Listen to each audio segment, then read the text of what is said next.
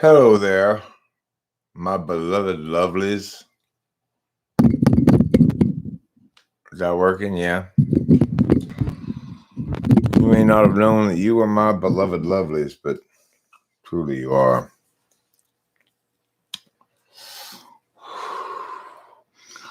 I want to stress that I will devote none of these Zippy Zingers and Snappy Retorts at you. Okay. I'm not sure what Snappy Retorts I got for you or what Zippy Zingers, but I got the subject on my mind because I was just watching a YouTube video highlighted such things from Reddit.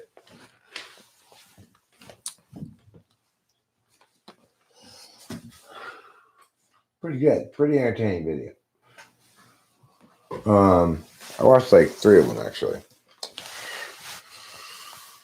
So I don't know. I felt the urge to talk, I guess. So I did a live stream accordingly. Not quite feeling like sleeping.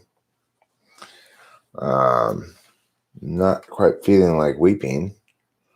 Not quite feeling like keeping all of the monsters at bay. So tomorrow is Saturday. Hi, Dumb Genius. Today is Saturday now. 2:30 in the morning. That's fairly deeply progressed into the evening, you might say. You might call you and I, Dumb Genius, a couple of night owls. At least tonight we are. Maybe not every night. You can't rave all night every night, Dumb Genius.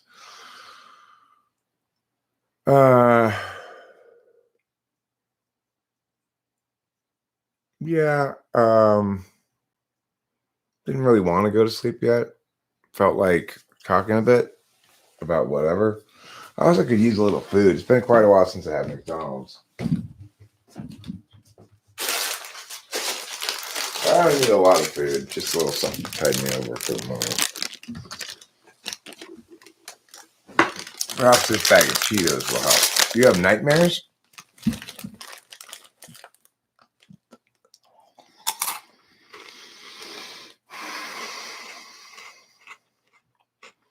Like you're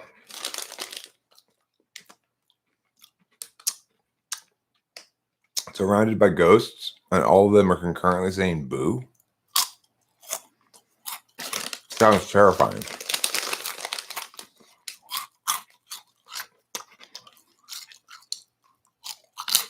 Hi, Robert Ray. How are you?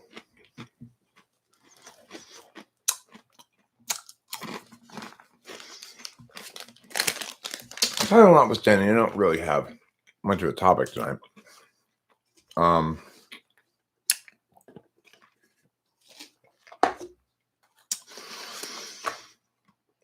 guess you could say I was just not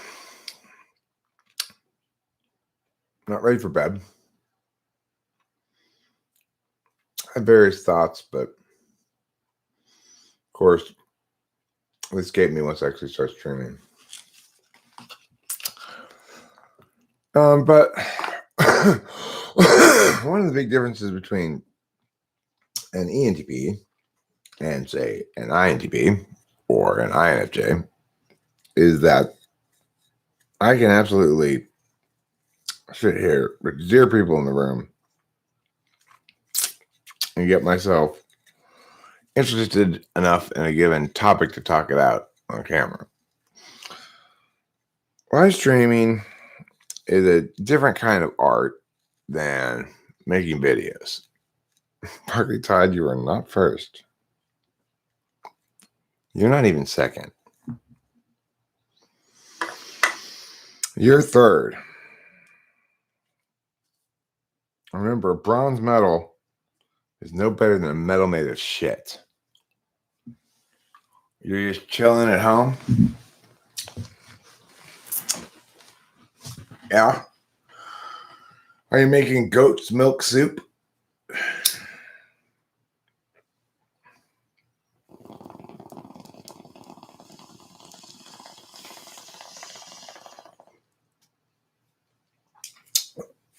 One of the frustrating things I encountered watching some of these videos was this relatively common phenomenon of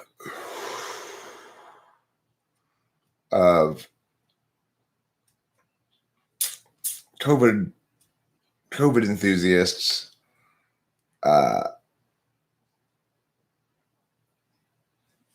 making memes and or comments that indicate people who don't wholeheartedly support all the COVID protocols are all a bunch of idiots and science denying idiots.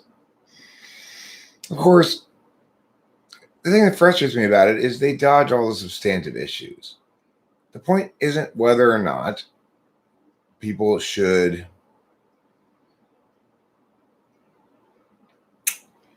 care about contagious diseases.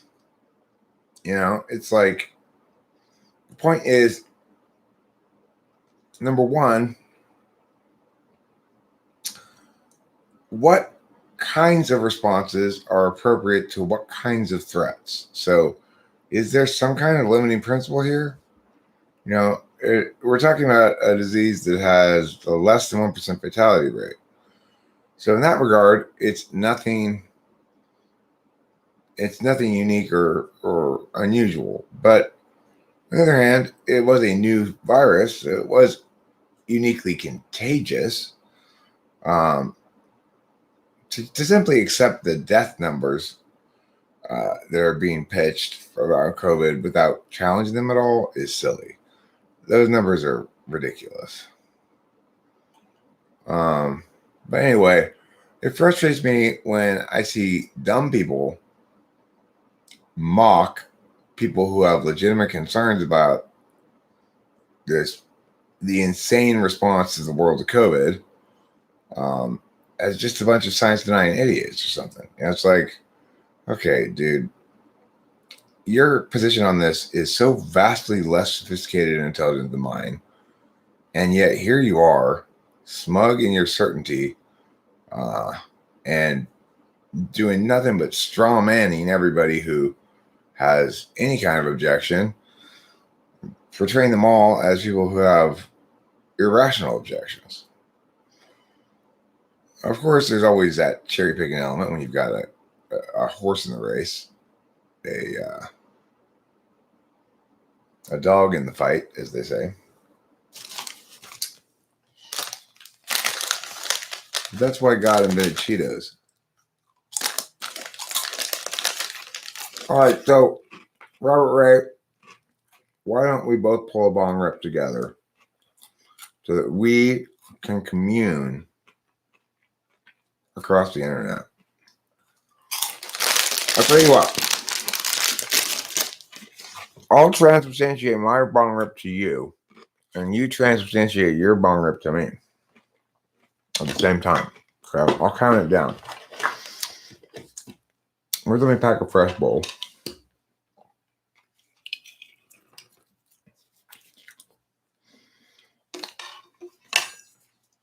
So there's no old, dirty, ashy part. Who wants the old, dirty, ashy part? Nobody. That's not fun. It just makes you cough. At least popular types in high school. I'll get to that question in a second, Barkley Todd, after I trade transubstantiated bong rips with Robert Ray here. So the weed that you'll be feeling in your head, you know, obviously my lungs will process the smoke, and then the transubstantiation ritual will send all the head change to you. The weed that you'll be experiencing the head change from is called Cali Hell OG.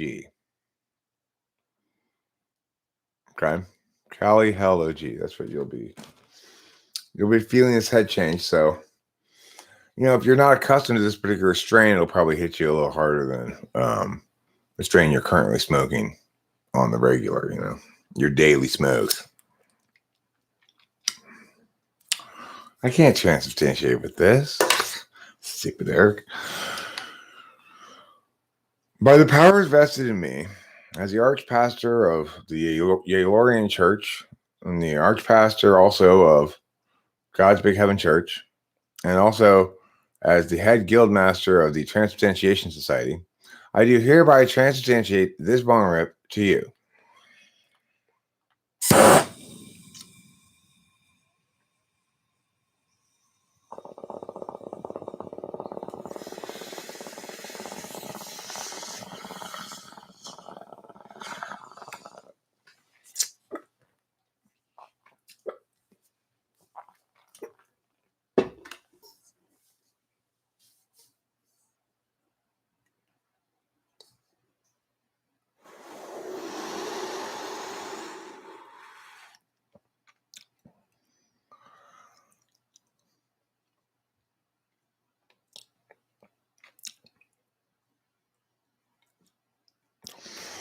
The problem with the mask thing is this. You're interfering with something that's very basic to humanity, which is communication with each other, talking to each other. I don't have any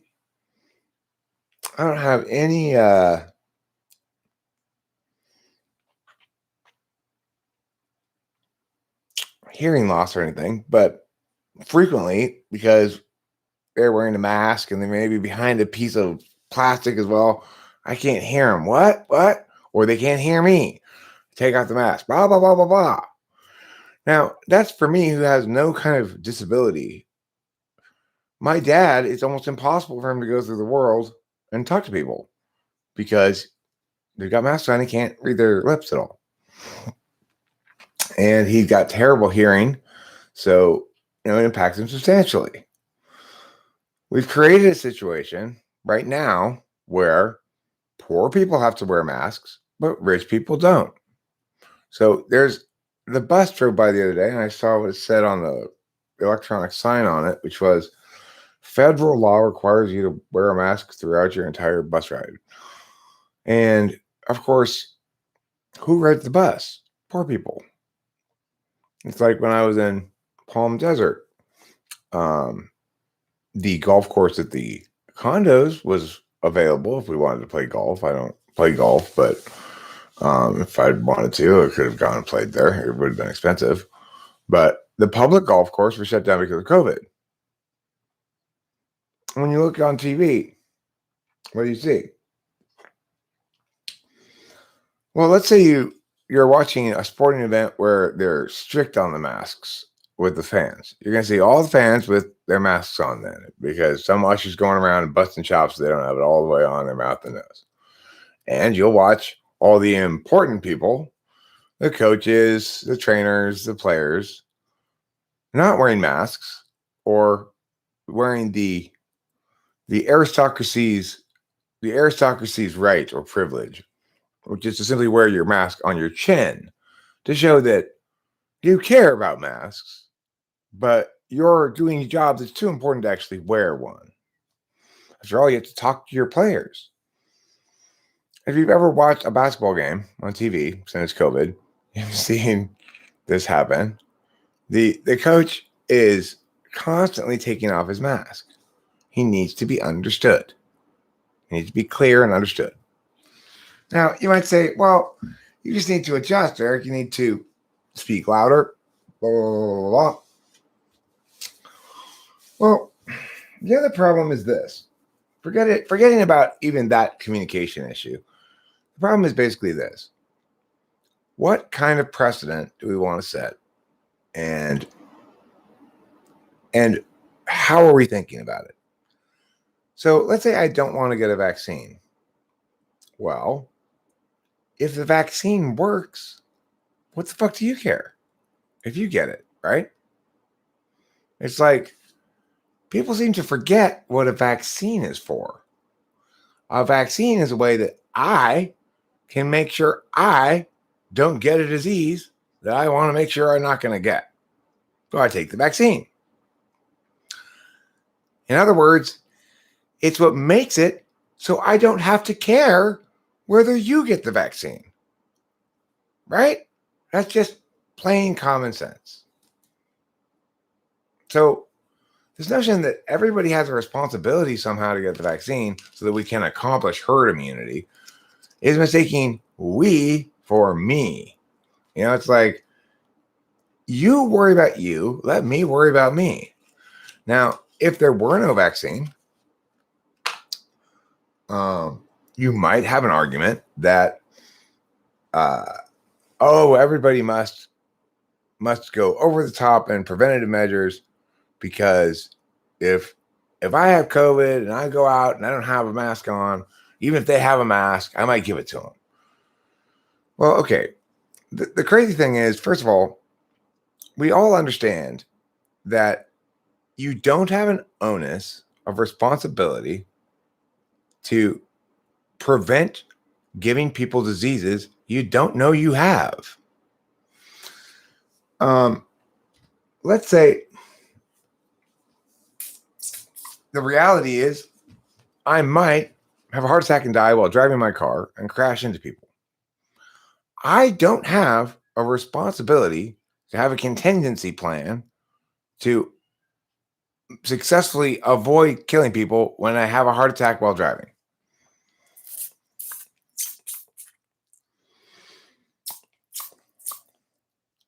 And the reason is because we can't live like that. I mean, do I have to have,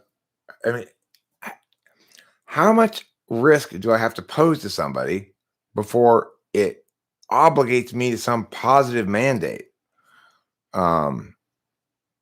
Should I ever be allowed to drive? People are much more likely to die in a car crash than they are of COVID. The statistic I read is you only have to drive 7,500 miles before you're more likely to die of a car crash than COVID. And that's assuming the COVID numbers are accurate, is to say that everybody who died of COVID really died of COVID.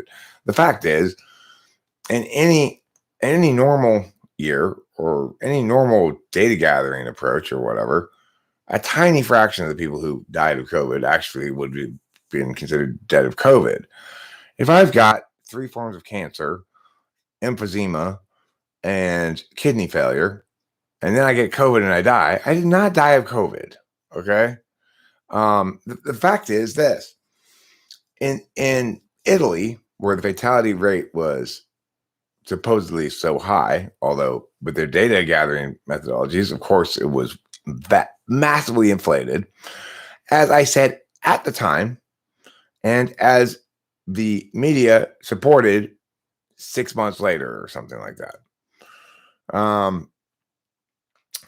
But anyway, over 90% of the people who died of COVID in Italy were over 80 and had multiple pre-existing conditions.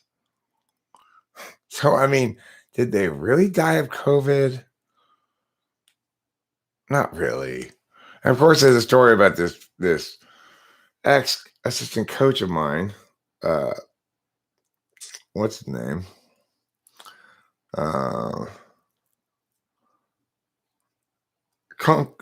Kunkel. What's his name? Right? Yeah. His last name's Kunkel. Anyway, he put this Facebook post up of like, I am shocked and horrified to report that I just lost my father to COVID. The doctor said he was totally on the mend and was going to be just fine. Then came the heart attack. Okay. You obviously did not lose your father to COVID, right? You lost your father to a heart attack, but because he had COVID, you start your Facebook post with, I'm horrified to report that I've lost my father to COVID. That's the kind of thinking that's rendered most of the COVID data as edible as 4-day-old fish and smelling just as good. But the thing is, regardless, it doesn't really matter if X number of people died from it or Y number of people died from it, what you want to look at is the percentages, and any reasonable or accurate understanding of the percentages is vastly lower than 1% of people who've had COVID died from it. So, and the vast majority of those are older people who had other pre-existing conditions. So, you know,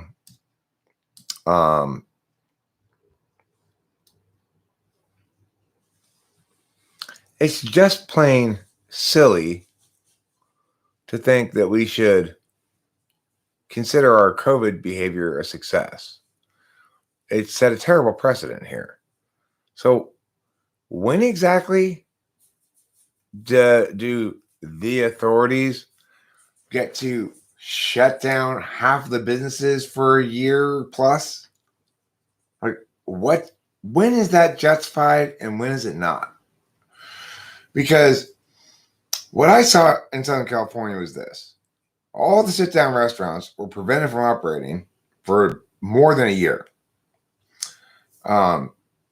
Meanwhile, stretch of the time, you could only go to the supermarket. What I experienced in the supermarket was very crowded supermarkets because there's no place else to go. And if in fact I can, be in the Ulta, which is a makeup store for ladies, I went into there one time when Rachel had gone in. I'd gone to the pet store and I said, I'll meet you over at your store when I'm done. Well, it was jammed. It's like ladies are all pushing past each other, social distancing my ass, right? Now, tell me, why is it that that's okay and safe enough while concurrently people still can't eat at a restaurant until just the other day? There's no rhyme or reason to it. Why was there a curfew for a stretch of time? Does COVID get more aggressive at night? It's like, it doesn't make any sense to try to make it sure that whenever people do go out, they all have to go out at the same time, right? It doesn't make any sense at all. So the point is, the biggest problem is there was no meaningful justifications made, and there were no meaningful arguments made about the subject. People just are idiots like Trevor Noah. I saw this thing on Comedy Central, it was like a little commercial where he did the same thing this guy in this video I just watching did, which is this kind of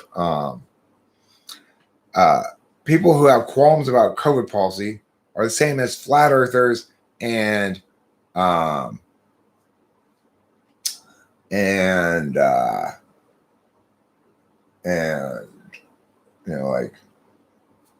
fundamentalist snake religion people or something. Well, no, that's completely inaccurate. This is an ENFP kind of a thing, ENFPs with their FI tool, or ESFPs with their FI tool, will be very sanctimonious and wrong at the same time. And think they're smartest when they have no business even discussing the matter because they're not capable of doing the kind of disinterested calculus necessary for public policy critique.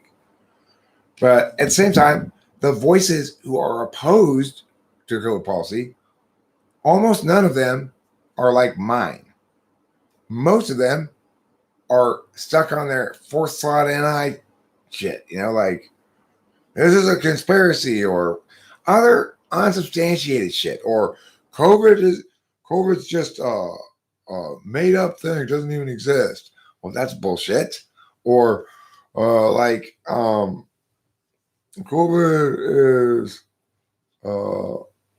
is just a trick by Bill Gates to sell vaccine, something like that. I think so. I think he's an ENFP. But the point is, just because the people who are loudest or heard most often, or at least most have the most, their voices carry the most in the public sphere, who oppose code policies, don't oppose them well, is not a reason to justify you supporting them not at all by simply mocking people who oppose them poorly.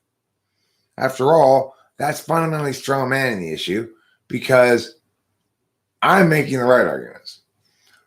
Trevor Noah, the guy who took over for Jon Stewart,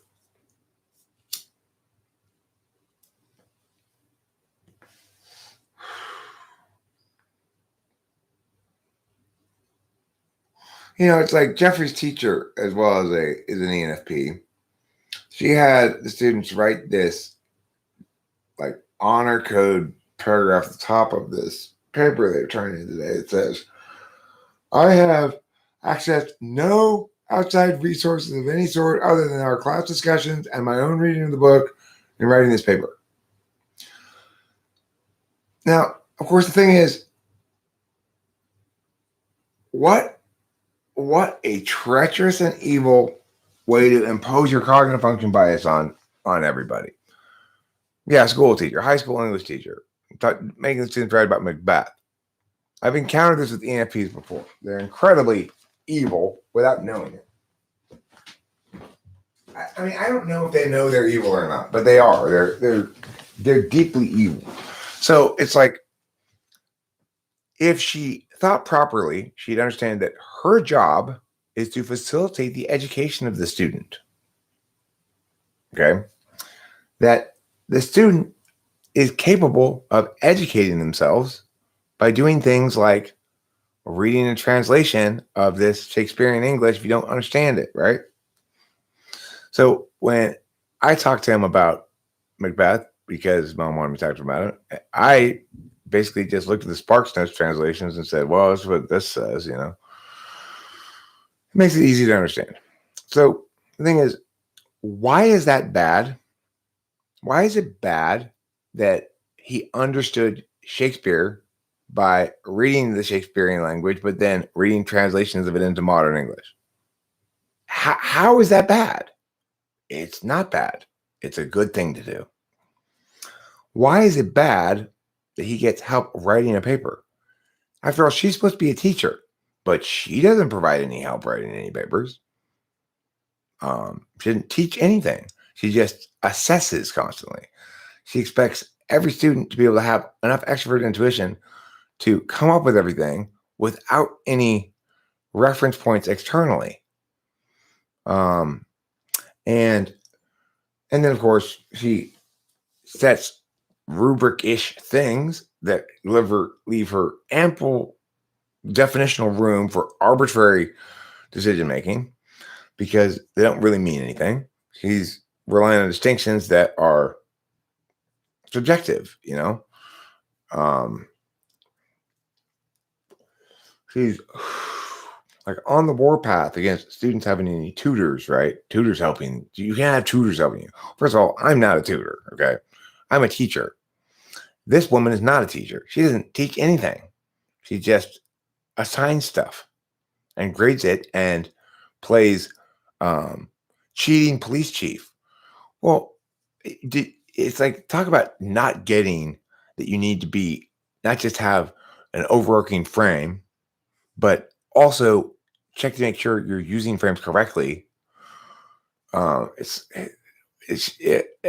hate the woman because of the way that she treats Jeffrey in particular. She obviously doesn't like him. She's obviously looking for reasons to mark him down for shit. And why? Because she can see the TI tool and she knows she can't hang with him with the argumentation in general. She knows that he's fundamentally challenging her worldview, that her mushy ass, self-indulgent fiefdom of arbitrary dictatorship that she calls a classroom isn't justified by anything, right? It's like she's got to have some kind of underlying justification, like this is for the kid's own good, except nothing she's doing helps the students at all.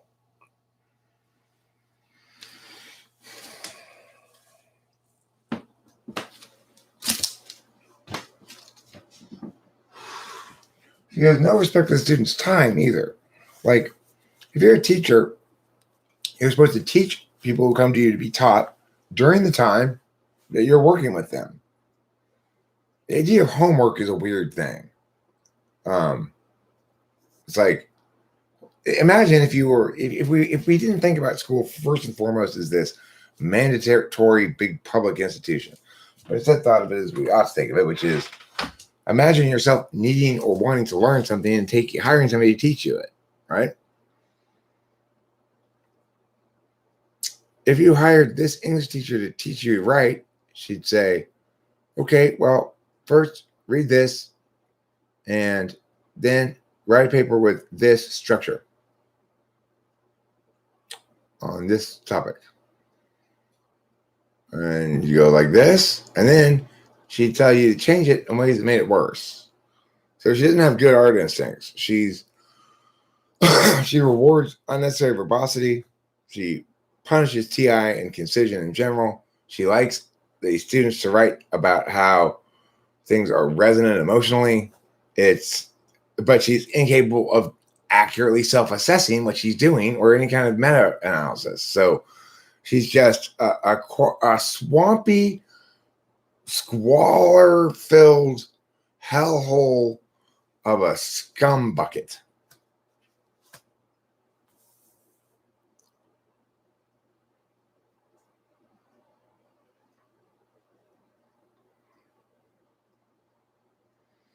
Why do we think certain things are beautiful? Is it perhaps because our conscious or unconscious minds recognize some sort of universal ideal? Well, yeah, it's because of introverted intuition. So,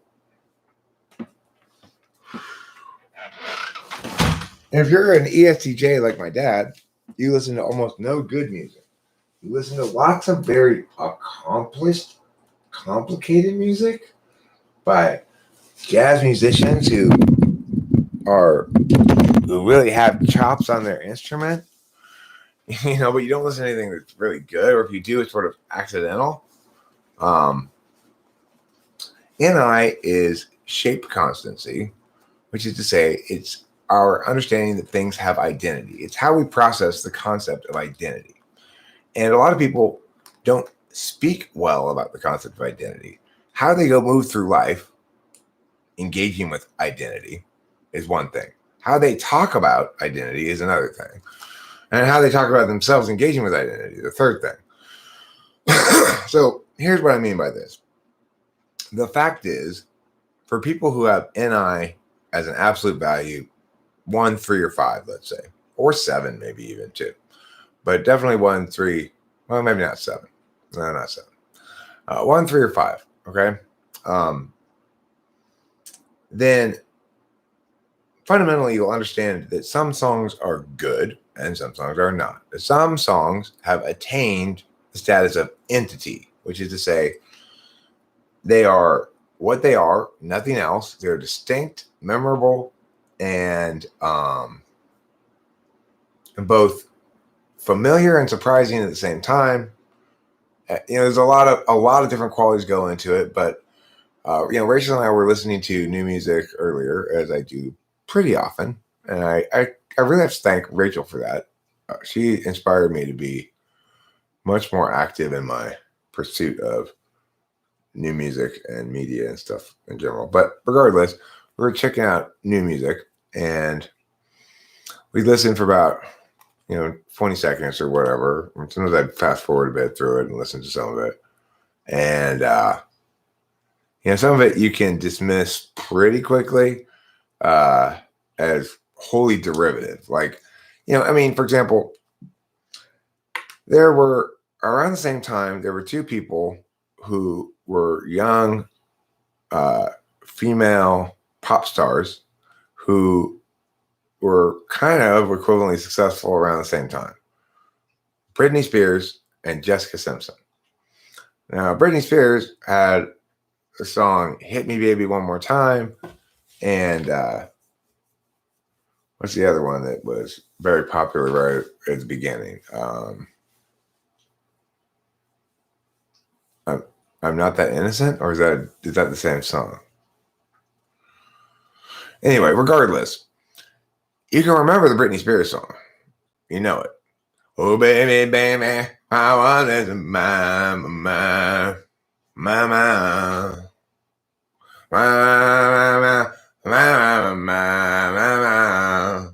my. Yeah.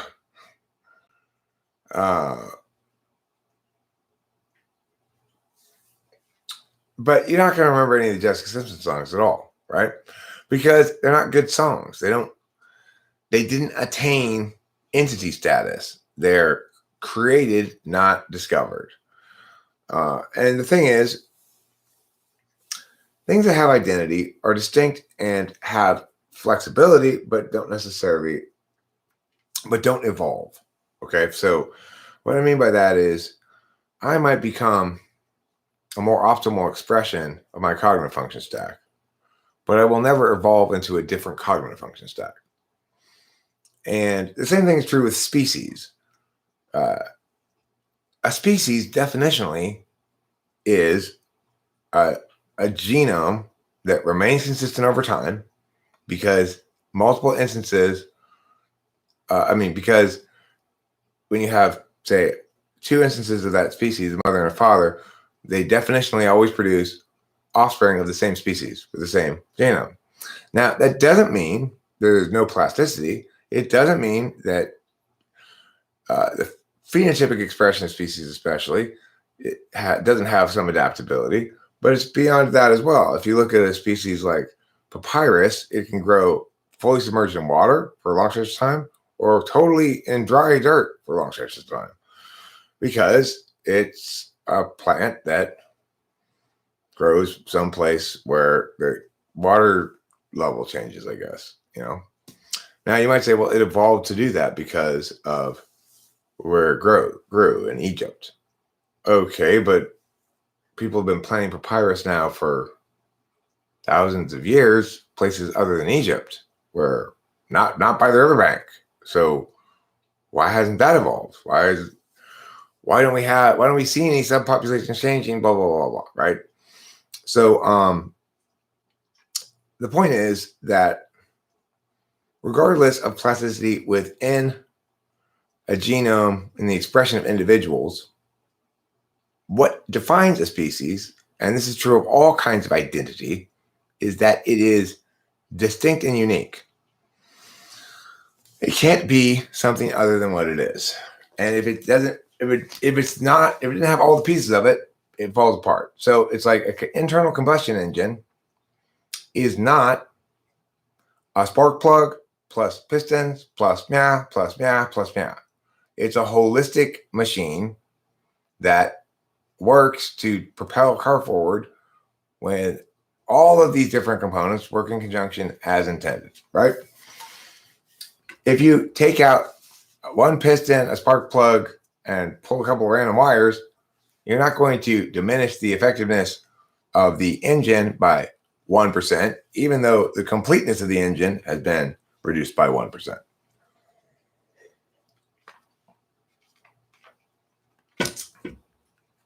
That's called synergy.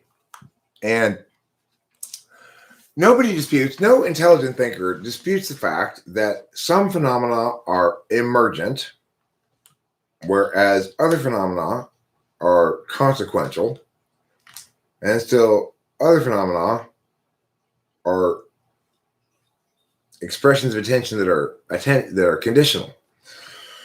So, like, how many ants does it take to make an ant hill? Let's say you have a species of ant that makes a hill. If I gather a handful of those ants from that hill and take them someplace else and put them down, will they make a new hill there? How many ants do I need to move over there to make a new hill? Well, the fact is, you can't just put a bunch of ants down someplace and they'll make a hill. It doesn't work like that. Instead, a hill is an emergent phenomenon of a complex multivariate system that is, for the purposes of modeling, chaotic. It's important to remember also that we can see the math of identity in state change dynamics. So even systems have identities when they reach equilibrium. If you read about the lake experiments in Canada, you can see a lot of interesting stuff about the way that state change works from one equilibrium to a new equilibrium. And the way they did these experiments in Canada is they found this lake that was in balance.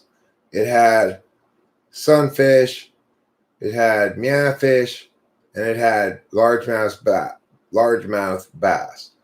But there were few largemouth bass because the baby largemouth bass had to grow up near the shore where they were eaten by the meowfish, right?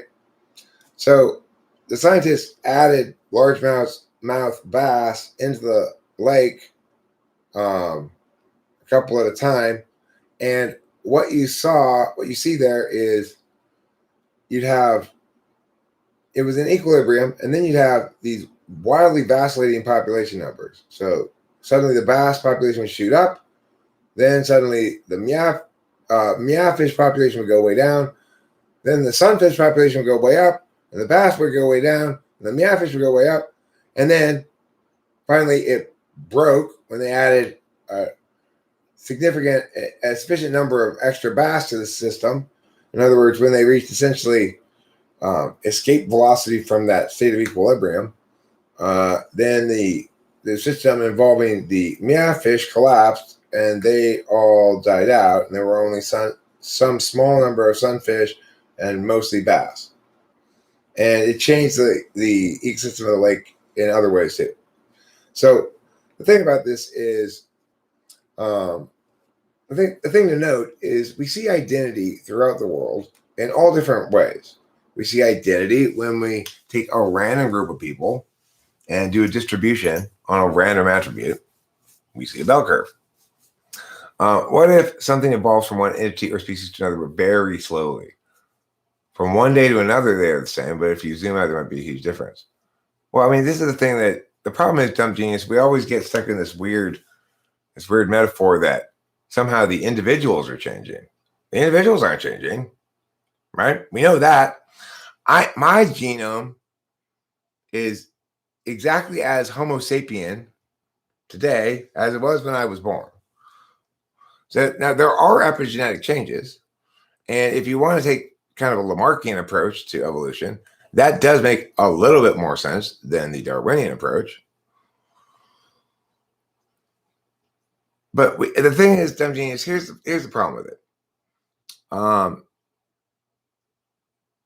Basically, any thinking about the math of it shows that it's only even conceivable for mutations or changes in individuals to impact the species genome as a whole in extremely tiny populations. And if, in fact, they're adapting in a way that is successful in some fashion, then the population will very quickly, get over 100 species members, and the math doesn't work anymore.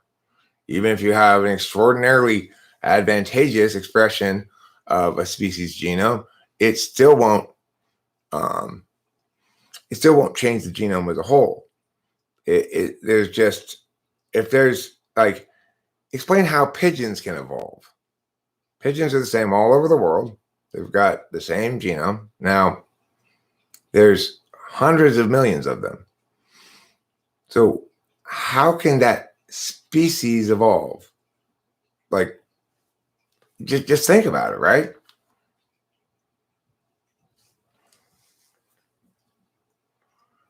Okay, so the theory of punctuated equilibrium is what you're referring to, Karma's Pimp. It's a theory that says evolution switches on and off, that once a species reaches a stable stasis, then it goes dormant on its evolutionary processes. And the thing about this explanation, punctuated equilibrium, is the reason it exists is to explain the Cambrian explosion. So the problem that evolutionists had when they started really doing work in the field was that nothing that was predicted by Darwin actually was found in any kind of evidence. So, there's been plenty of efforts to try to forcibly speciate by breeding. Never worked. Dogs are still the same thing as wolves. But the thing is, that punctuated equilibrium theory exists because that's what the fossil record suggests. It suggests that basically there weren't very many species. Then all of a sudden there were a shit ton of new species over a course of a couple million years, and then species didn't change anymore, or no more new species. That's what the fossil record shows. But that runs afoul of everything we've heard about evolution, right? It happens very slowly over 4 billion years. But that's not what the fossil record shows. And the only way to explain the Cambrian explosion was, well, I guess, once they got to their proper species evolution status, then they just stopped evolving. But why? What's the mechanism for that? Well, we don't really have a mechanism, but we just cling to evolution no matter what. No matter how crazy, how many endlessly repeating perfect circles we have to make to stay consistent with church doctrine on evolution, we will make them. A universe of 1 trillion concentric circles to justify clinging to our word evolution, even though it makes no sense.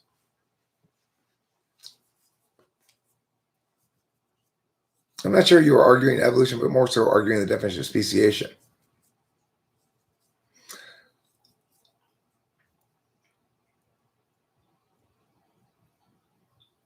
No, I definitely agree that speciation is defined as evolution. I'm saying a species is distinct. We have a good definition for species. There's no reason to get rid of it. It's this. A species is that which, when two members of it breed, they give birth to a third member that's reproductively viable offspring. So we know this definition works because we've tried breeding similar species but are different species, and we get non-reproductively viable offspring. So we eliminated, as we all probably learned in school very early on, we've eliminated the possibility that hybridization could be responsible for evolution. And the reason for this is because species are distinct things. They, just as you don't write a new song by combining two old songs and coming up with something new. It doesn't work like that, right? That's not what happens. So you might say, well, rock and roll evolved from the blues. No, it didn't. People created differently as they became more informed about how others had previously created or were currently creating.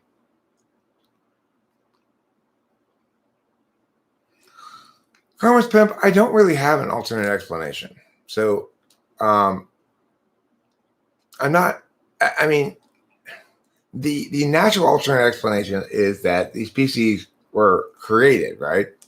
But regardless of created or not, it would seem to me that what's actually most supported, the thesis that's most supported by the fossil record, is that one way or another, they appeared sequentially. A lot of them sequentially, some of them concurrently. And how and why, I don't know. They didn't evolve. It just, the only evidence we have for that is a branching fossil record, which suggests perhaps that something like that was going on, but is certainly not definitive and is falsified by every other piece of evidence we've ever looked at or thought about. Every other bit of reasoning we can use. Everything we know is falsifies the idea of evolution. It's crazy how attached people are to it, though. people are absolutely in love with evolution.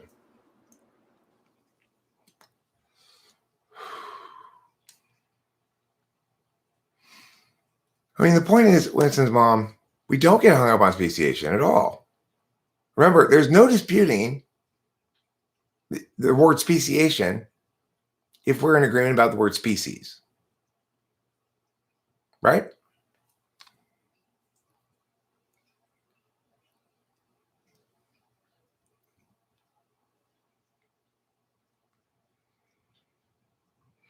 Well, we do see what you call epigenetic change, which is basically a decline in genomic health over time. That's true. So when genetic problems aren't bad enough to kill a member of the species, then genomic health declines over time if those epigenetic or just sort of mutations can actually be passed on. So the reality is this: a given genome, when it first appears, however, is at its absolute healthiest. In several trillion years, it'll become a very weak and sickly genome. That's the real evolution of a genome, from healthy to sickly. Everything about a genome is designed to eliminate deviation. All mutations are deleterious. The best kind of mutation you can get is nearly neutral, and those are the kind of epigenetic changes that tend, or not epigenetic, those are actual genetic changes that tend to get passed down and create things like sickle cell anemia and other problems like that. No, we're not dividing our definitions. Don't misrepresent what's happening here, Winston's mom. What I'm saying is, if in fact you have a definition of evolution that is not Darwinism, what is it? What's the mechanism? If you don't have any mechanism in mind, then the word you're using is just empty air.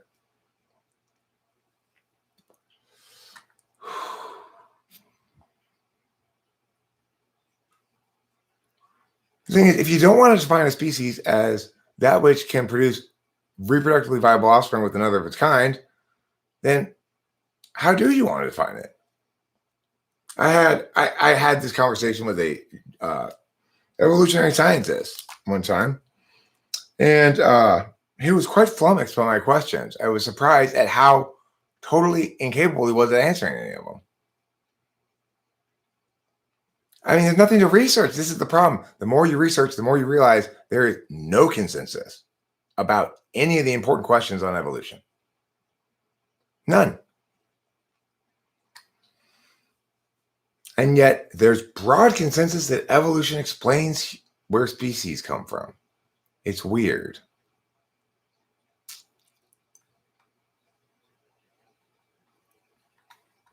All right.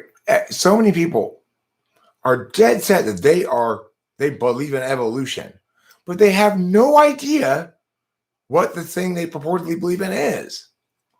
Okay, well, if evolution, then what is it? Winston's mom. What's the mechanism? It's got to be something, right? It's got to be an explanation. Tell me what the explanation of evolution is. You're trying to put the burden on the wrong person here. Evolution claims to explain where species come from. So give me the explanation. Explain it to me. I'm not stupid. I can understand. If you don't know what the explanation is, why do you believe it? It's not anything. It's better to acknowledge that you don't have an explanation than to affirm the wrong one.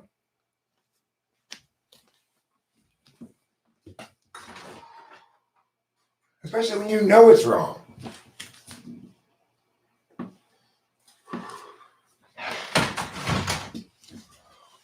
The thing is, all answers to this question are one of, they still push, they all just push back the fundamental question.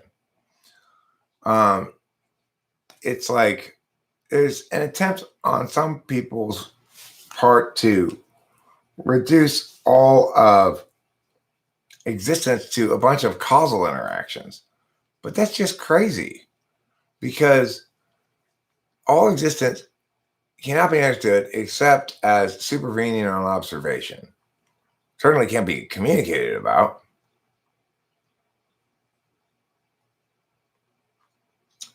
I mean, the thing is, for evolution to be debunked, it would have to say something. I'm still waiting for you to explain to me what it says. To say that things evolve isn't anything. Like, a better explanation is the spontaneous generation explanation for maggots on meat.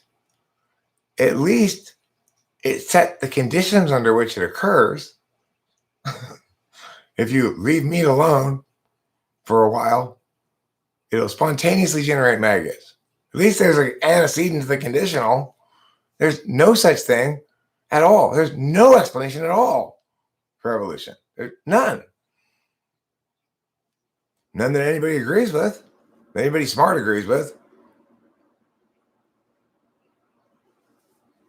No, Winston's mom, the point is, you're saying if it's debunked, I'm saying, Winston's mom, why do you think it's bunked since you have no idea what it is?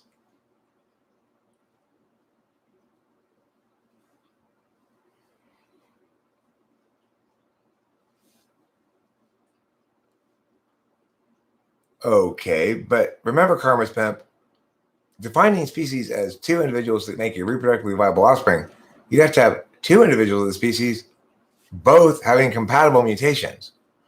And the mutation line of inquiry has already been thoroughly thrashed. It's mathematically impossible. There's something called the genetic drift barrier, which is right at about 100 members of the population. And what do evolutionary scientists used to say about that? Oh, it's just a continually impossibly unlikely succession of bottlenecks and founders effects, where a population gets big, has a couple of key mutations, then everybody in the population but those key mutations die, and then they get big again, a couple of mutations, and then everybody but those mutations die. This is what evolutionary scientists actually said prior to punctuated equilibrium. They actually said that's how it works. Can you believe that? It doesn't matter what word you choose. Falsified, invalidated, proved wrong, shown to be incorrect. The point is, my explanation, Zazzlebottom, is the best explanation for why human beings exist. What would you say, Winston's mom, if I told you that? My explanation, Zazzlebottom, is the best explanation for why humans exist. It's the only true explanation. What would you say? What would you ask me? Well, what is Zazzlebottom?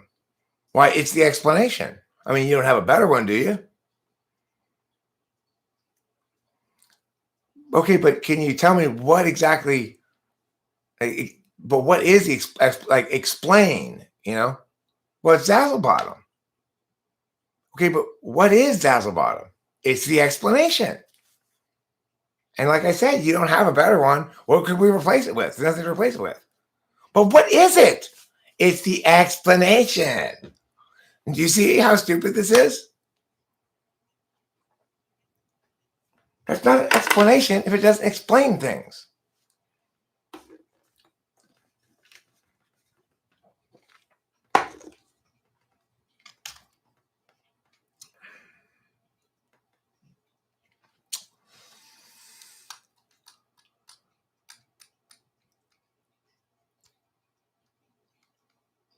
Right. So it is absolutely the case, Winston's mom, that selective breeding is one good way to hasten the sickliness of a genome. We talked about how a genome gets sick over time naturally as certain mutations don't get eliminated from a population, even though everything about a genome is designed to eliminate deviation, right? So all mutations are deleterious means almost every single individual who's ever born with a mutation in nature dies. Now, we can sustain some of those people that would normally die due to modern civilization, but even so, they're unlikely to reproduce, or unlikely to reproduce viable offspring. So the thing is, That's how the genome protects itself from what? Evolution. Okay, that's what it does. It all of the mechanisms are counter evolution. They push the genome back towards the mean.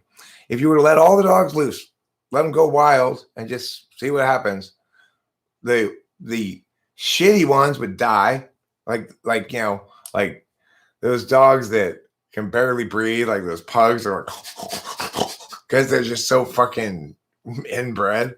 They all die, and then the dogs that are most close to the mean would gradually revert to the mean, and you end up with something that's kind of, average dog again. It's like we know all this. We know this. And yet somehow we still cling to this notion of evolution.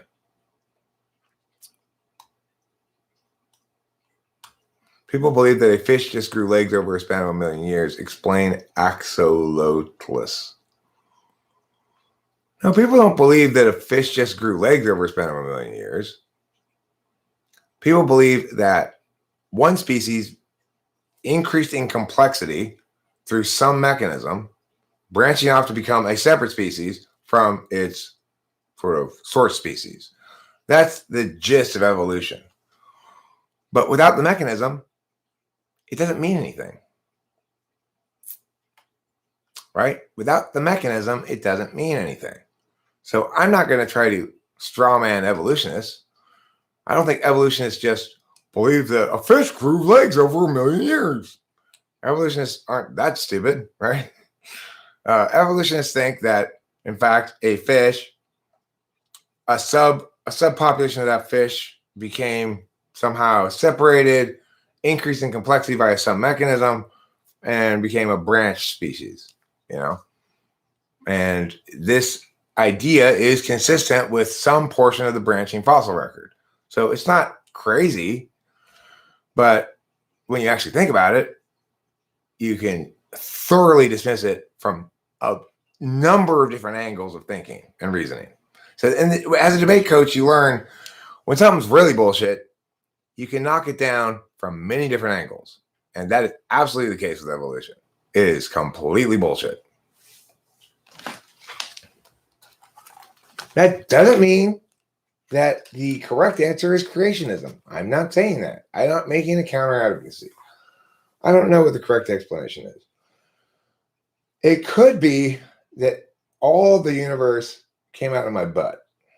That's a fairly high likelihood.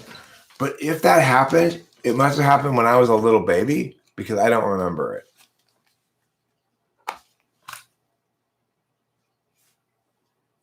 You can't expect me to remember everything from when I was a little baby. It's just not fair of you. You're just not being fair to me. You're not being fair to yourself. You're not being fair to the universe. When you think about it, if I'm right, that means even these Cheetos came out of my butt. I make them pretty gross, but still delicious. No. I'm not God.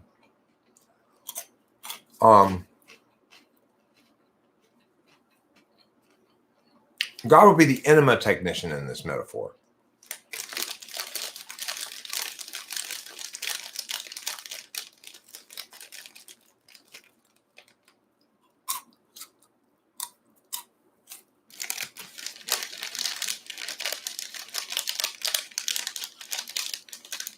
Oh, I don't think so. That's not what the fossil record shows, is it? I'm not a creationist. I was raised by atheists. I mean, I sort of am a creationist now, but I would never make that argument because you can't substantiate it. This is the problem. I have enough respect for everybody to not try to sustain arguments that you can't substantiate. So that's why I'm not making a counter advocacy. I'm not saying, oh, it's creationism instead, because I'm mad at evolution for falsely claiming to explain something. Why would I then be guilty of the same crime?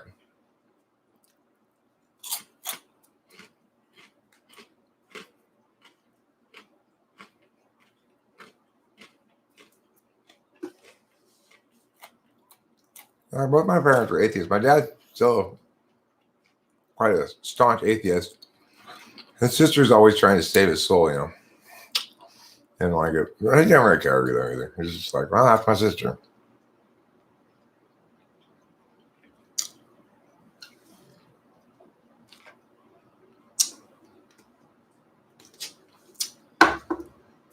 No, I'm saying their argument is not an argument. I can't even check it against any standards. Do you notice why I can't check it against a standard, Winston's mom? Because despite you and 90% of first world people in the world are certain that evolution explains things, but have no idea what that explanation is. Can't provide the explanation, therefore can never have it scrutinized. So it's not the case that their arguments don't meet my high standards. Is that they're not making an argument. You're not making an argument. Nobody's making an argument that I can check against a standard. It's not just mushy, avoiding actual arguments. I'm not attacking you. I am not attacking you. I am disagreeing with what you say. I'm saying evolutionists, the problem is not that their arguments don't meet my high standards. Is that they are not making arguments. They don't answer any of the core questions. They try to avoid answering all the core questions. When every single or any conceivable definition of species immediately falsifies evolution, what do evolutionary scientists try to do? Undefined species. Well, we don't really have a definition for it anymore. Well, what are you claiming to explain? Speciation. But you don't know what species are? Huh? They're like, well, you know, it's like, if we didn't know any better and we saw a Chihuahua skeleton in the wild, we'd assume it's a different species than a dog. Okay, but we can actually do genetic testing though, right? Well, yeah, but that's probably like a lot of species are really the same species, maybe that they were. So wait, they were bred? Well, no, we're super confused. I am too. That makes two of us. This whole evolution thing is super confusing. Oh, I know why. Because it's complete bullshit. That's right.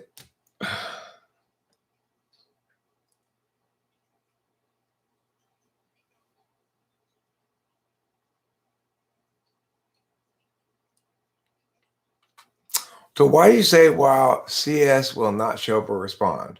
I think he might because it's something that will be profitable, right? It's an easy way to make a quick chunk of change in one day. Why wouldn't he be down for that? That's the kind of shit he's into, right?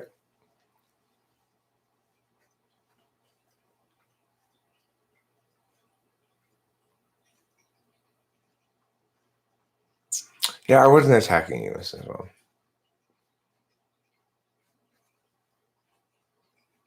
I was attacking the notion that evolutionists are making arguments.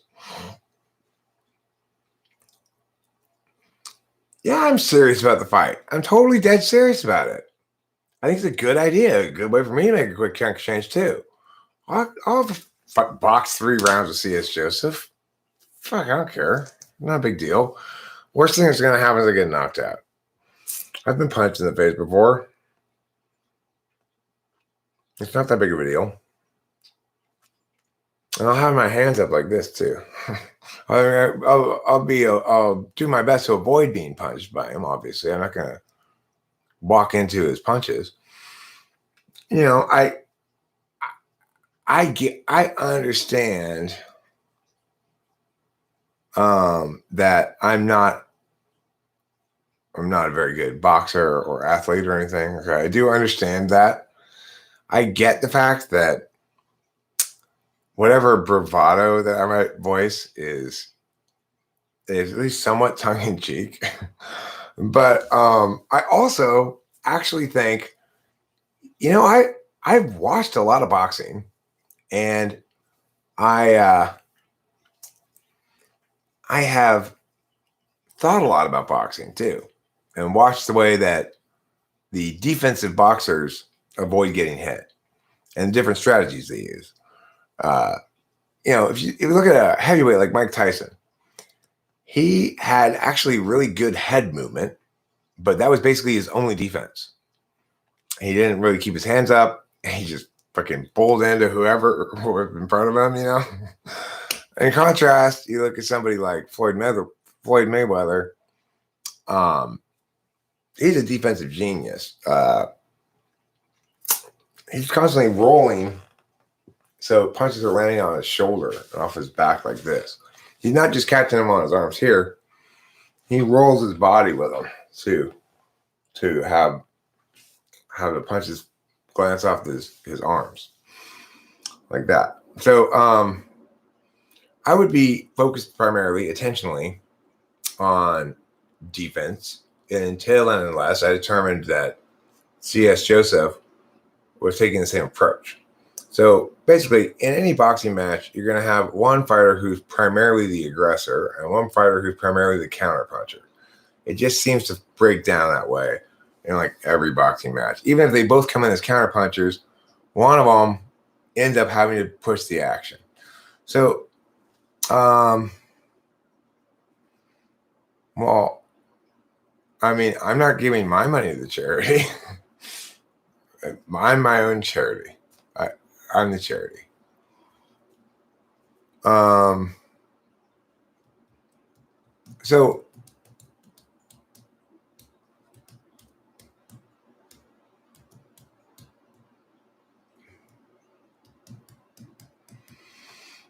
the thing is, let's say that C.S. Joseph fights like Mike Tyson, and he just comes bowling at me, and he's going to close the distance as best he can, and try to knock me out right away or something. Well, the answer to that is to focus on defense, weather the storm, rope it up a bit, which is to say, use the ropes so he doesn't really get full pow, and recognize the fact that boxing, though it doesn't look like it, is extraordinarily tiring, especially for people who aren't professional boxers, right? So if he's aggressive, I'm going to focus on defense, avoid getting hurt for a round, and I assume he's going to punch himself out.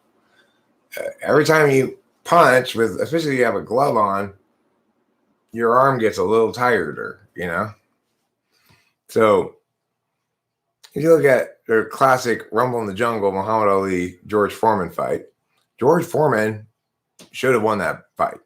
Absolutely. Muhammad Ali had no business winning that fight. None whatsoever. George Foreman was a badder man. But he also punched himself out. And once you're punched out and you don't have any energy left and you're just struggling to move around the ring, all of a sudden openings happen. And there's C.S. Joseph's face wide open as he's panting, and pow. Even though I may not be really built like a boxer, not very barrel-like, but I did work for a long time in a field where every day I lifted multiple adult people in a custodial capacity when I worked for the county with profoundly disabled people. So during that time period, my biceps actually got rather strong. However, I will say this as well. My pectoral muscles didn't. I'm not sure how much pectoral muscles. My pectoral muscles are very flat. I have very flat breasts. I don't know how much that matters in punching hard. Bozo the Clown, how many bong rips would you prescribe for a hurt back? Well, I always prescribe the same number of bong rips for everything, whether it's a problem or not, which is the appropriate number of bong rips to smoke is The number of bong rips required until you forget that you're smoking bong rips.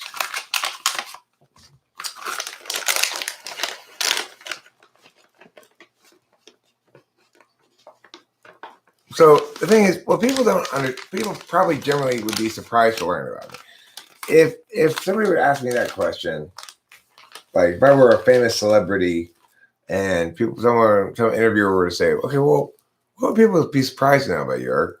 And people would be surprised to know how much I know about sports. I'm very knowledgeable about sports, and I've watched a shit ton of sports. I used to write blog articles about sports, college football specifically. But I also am a big fan of boxing, and I have been for a long time. I remember I won a bet against my friend Charlie in the Hagler Sugar Ray Leonard fight. I took Sugar Ray Leonard, he took Hagler. Sugar Ray Leonard pulled off the upset. That's how long I've been into the boxing for. When I was a kid, I was betting on the Sugar Ray Leonard Hagler fight. Marvelous Marvin Hagler.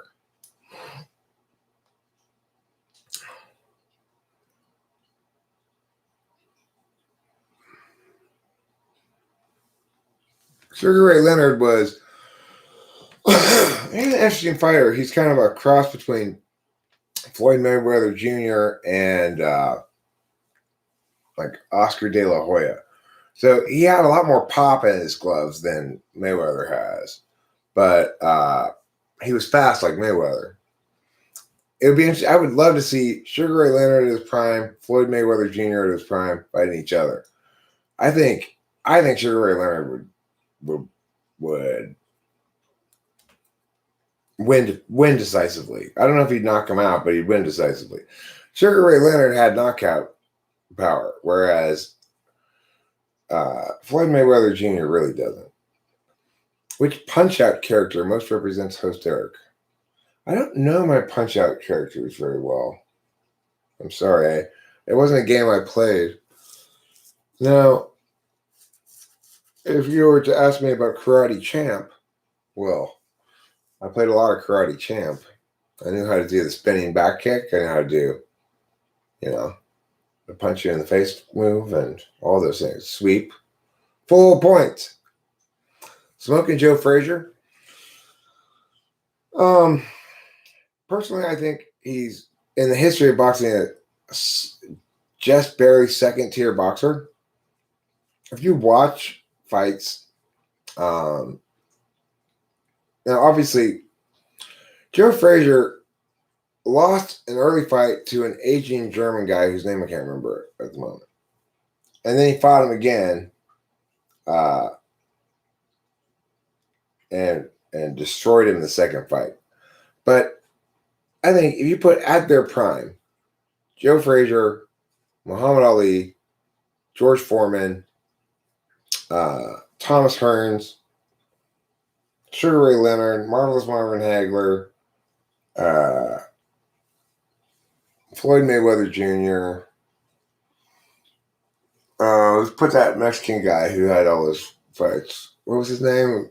That guy had like 1 million fights and like an undefeated record for a long ass time. What was that guy's name? I gotta look it up.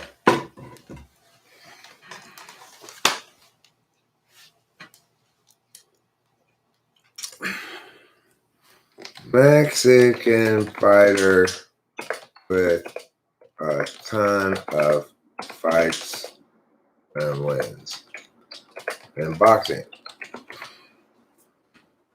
Julio Cesar Chavez? Yeah. He had 115 fights. And his record was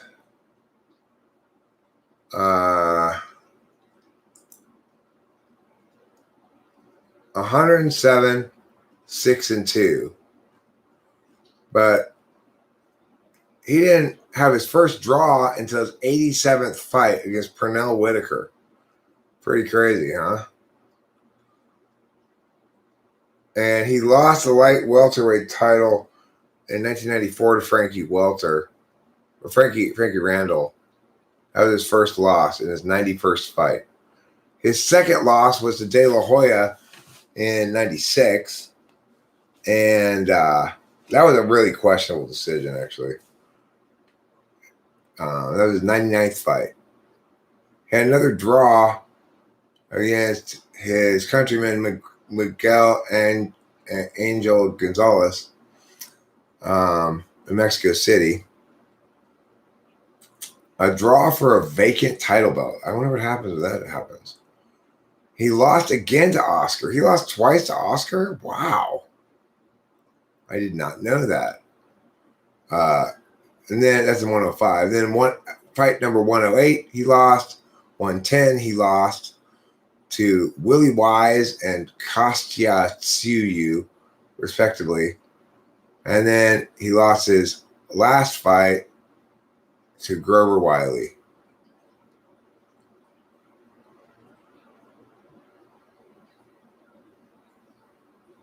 What's RTD? What's RTD mean?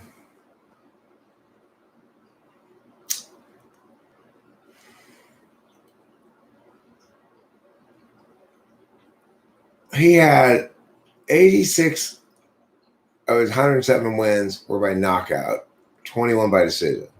His 6 losses, 4 by knockout, 2 by decision. TKO, unanimous decision, TKO. What's RTD stands for? Does anybody know what RTD stands for in boxing? No. What's RTD in boxing? UD is unanimous decision. Oh, corner stoppage. Your corner throws in the towel. That's what RTD is. RTD is when your corner throws in the towel.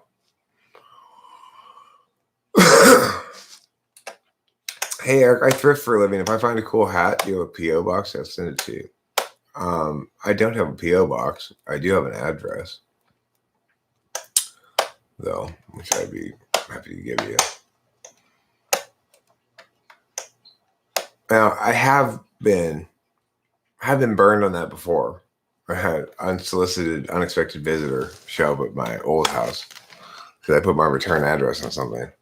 But I'm going to assume that you're not going to show up at my house. Winston's mom sends me stuff all the time.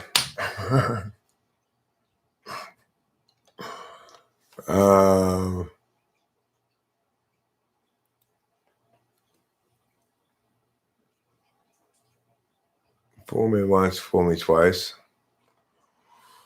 Well,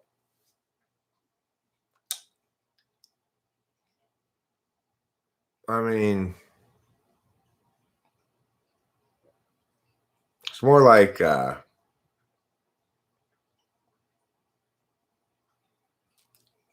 won't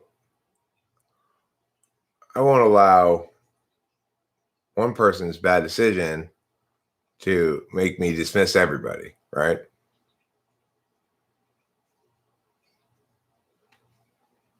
Thanks, Winston's mom.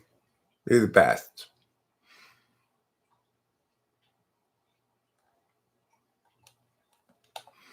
You know, unwanted visitors doesn't really bother me. It didn't really bother me when she showed up.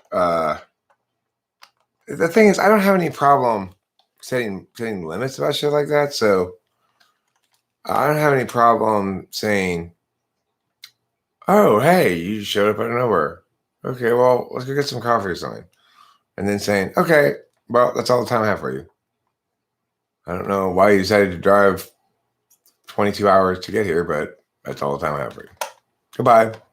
Please don't come to my house unannounced again." It's like that's just what I would say. I'm not worried about like harm being done or something. Simply because you have to make a choice in life. You have to choose to live in fear of possibilities or to to presume that goodness, truth, and justice rule the day. And you have only those two choices. You either are suspicious and touchy and fussy and all that kind of stuff, or you understand badness as the anomaly, not the rule. I'll tell you what visitor to your house is never unwanted, Bozo the Clown. A delicious Cheeto.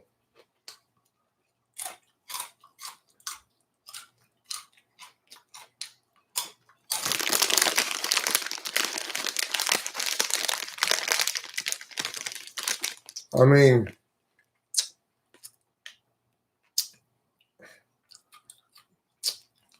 if that happens, so what? I mean, I would be obviously taken aback. I'm sure I would. What the fuck? But it's not like I'd feel as though I'd been injured in some fashion. I mean, there was no injury done. So Crazy Bob rings my doorbell and grabs my junk. That's just one of the fun, exciting stories you get to tell when you're a YouTuber, I guess. As long as they're not shooting me or stabbing me or something, I don't care. Whatever. As long as I can get rid of them easy enough. Thoughts on Caitlyn Jenner?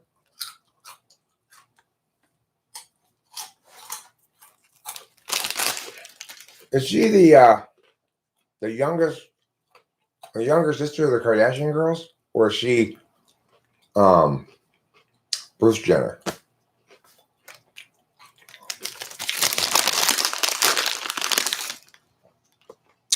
Is Caitlyn Jenner the youngest kid, or is Caitlyn Jenner Bruce Jenner?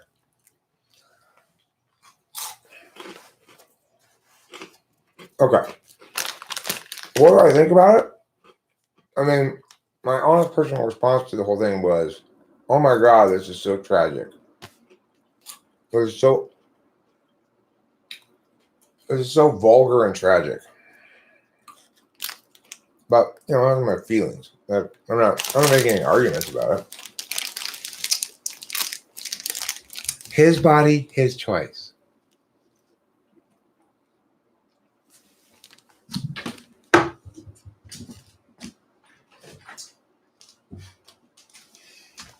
Ladies, I may not support your right to an abortion, but I do support his right to do that fucked up shit to himself.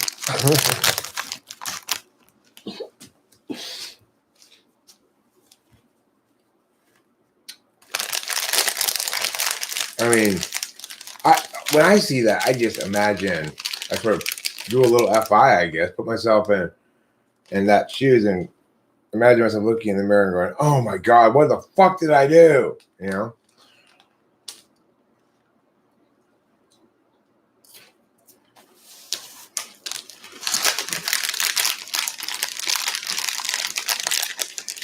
I mean, I'm going to say something I normally wouldn't say because it's kind of mean. No, I don't normally say these kind of things. I don't like to critique people's physical appearance, but Caitlyn Jenner is the ugliest woman I've ever seen.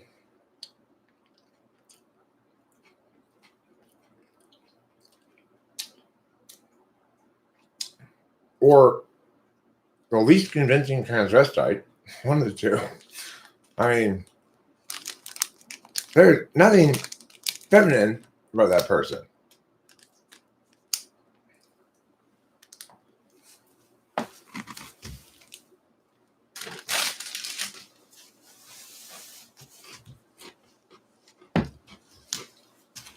So, what do I think about it? I just think it's sad. There's no way he wakes up every morning going, fuck yeah, I'm so glad I did that. There's zero chance that happens.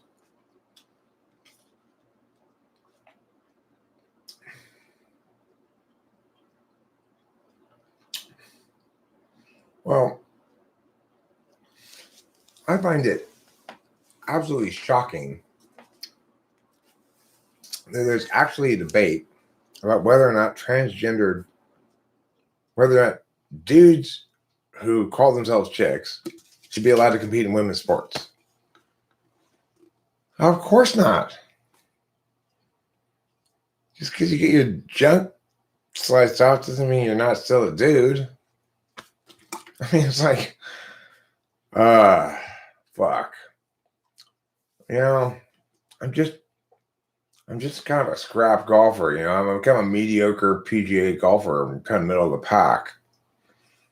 But I bet if I could play from the women's tees, that I'd be, because my weak spot is my drives aren't very long.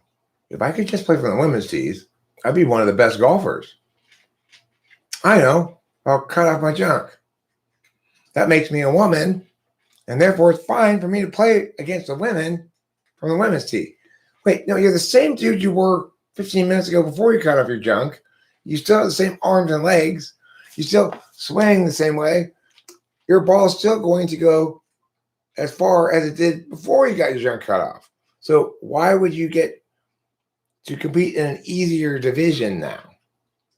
It's just stupid. It's insane. I don't know. It doesn't matter if she got everything or nothing removed. The fact is, regardless, it's still just being a dude and calling yourself a chick. Okay? There's no disputing this. That's reality.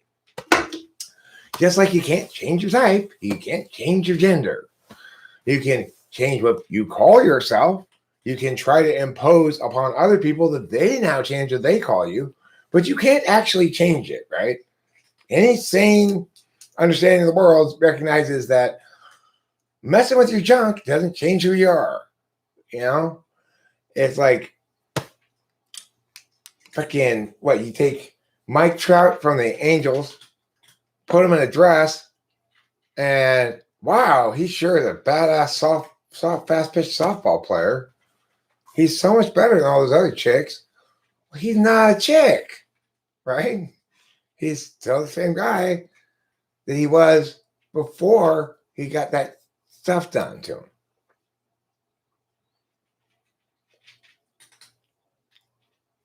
I mean, the point is, when you're talking about competition sports, some sports are not separated into men and women because they don't need to be. Like poker, for example. It's not, women have no disadvantage in poker.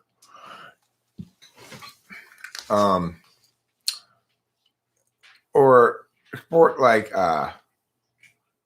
ultimate frisbee. There's often, most ultimate frisbee leagues that people play in have a co-ed rule. You have to have the same number of chicks, at least as many chicks as dudes on your team. But regardless, the point is, if I'm playing women's tennis and I transgender into a man, I don't suddenly become good enough to beat men at tennis, even if I was a good women's tennis player. Right? Works the same way the other direction. If I'm a good men's tennis player, I don't suddenly become as bad as a woman when I get my junk cut off. So I shouldn't change where I'm playing.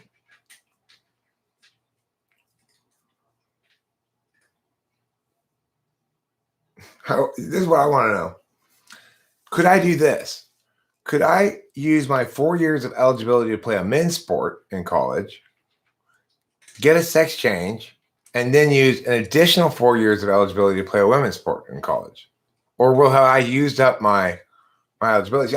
My argument would be, I haven't used up my eligibility. That was Eric who used up his eligibility. I'm Erica now. I have Erica's eligibility. That's a different person. You know? Can you imagine, like, some sport that you can't really make any money at, like lacrosse or whatever. I think they have girl lacrosse teams probably. Can you imagine like being like the number one lacrosse player in the country, 4 years in college running, winning all the trophies and like winning the lacrosse version of the Heisman Award 3 years in a row, and then getting a sex change operation and going playing women's lacrosse because you just like to beat up on the girls, I guess? With this logic, you can commit all the crimes you want? What are you talking about?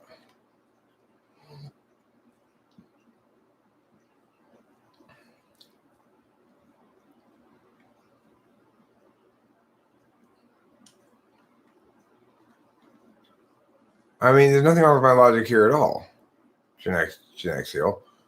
I am not trying to disavow the legitimacy of people doing what they want with their bodies and calling themselves what they want to call themselves.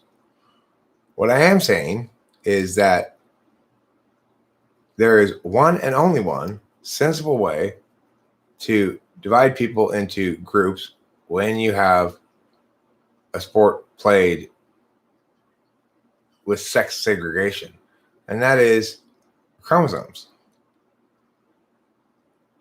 Because otherwise you're just choosing to embrace complete bullshit because you sympathize with a side of an issue that's unrelated to this question.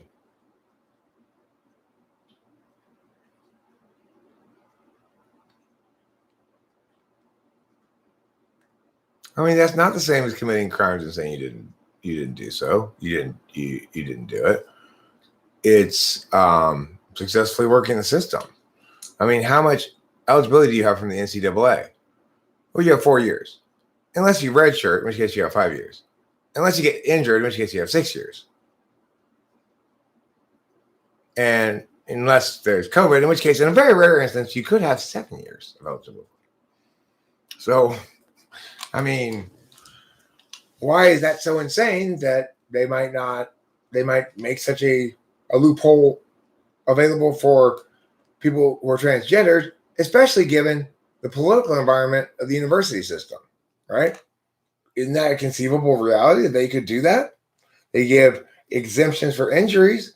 They give exemptions for COVID. They give exemptions for lots of things. If you play a different sport, you can get more eligibility. I have 4 years eligibility in football, but I could be a graduate student and play on the baseball team. So the point is,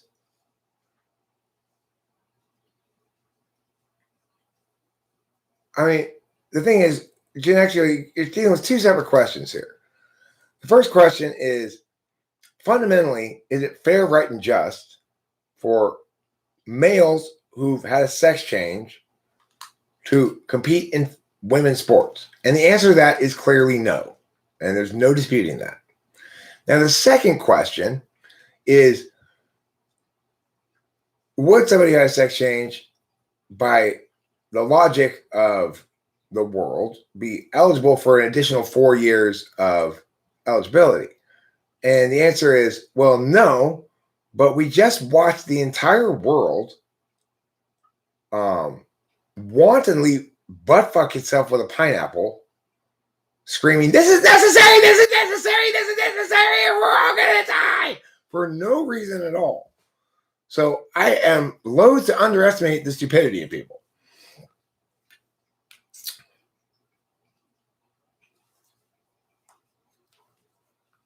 Well, I mean, then they probably won't be good enough to compete at any level of the sport that matters. So, for example, if I choose to get my hand chopped off, I will no longer be a very good basketball player, especially like get my right hand chopped off. I can't then go insist that adaptations be made to level the playing field for me so that everybody has to shoot with one hand now. That's just insane. You make your choices, you get the whole bag of what comes with it. You don't get to pick and choose. That's FI stupid, right? Oh, well, I want a sex change operation because I want to be seen as a woman. But I still want to win at sports. And I couldn't win at men's sports anymore, but now that I'm a woman, I'll be able to win at sports again. So I can just do that too. And no, fuck off. You can't have your cake and eat it too. You're still a dude, period. You may call yourself a woman. You may have had a sex change operation. That doesn't change the actual reality of it when it comes to things where fairness matters. So, for example, if we were holding a tryout to see who had uteruses that could bear children, we would eliminate people who were not young women under the age of 50 or so, right? And over the age of 16 or 18 or whatever. And we would also eliminate Caitlyn Jenner. We would also eliminate every transgendered female in that age range. Why? Because when we talk about things that are real, like whether or not you can give birth, the person's a dude. Whether or not he should hit from the women's tee, the person's a dude. When you're talking about real things, right? When you're talking about arbitrary identity shit, well, it's arbitrary. He can be whatever he wants. That's fine. But he can't impose his arbitrary identity claims on everybody by saying, now you all must act as though I'm a woman, even though I'm the same dude I was 2 days ago, except now I dress in a dress, call myself Julie, and keep my dick in a jar of formaldehyde by my bed. You know, it's like, no, that's nutty.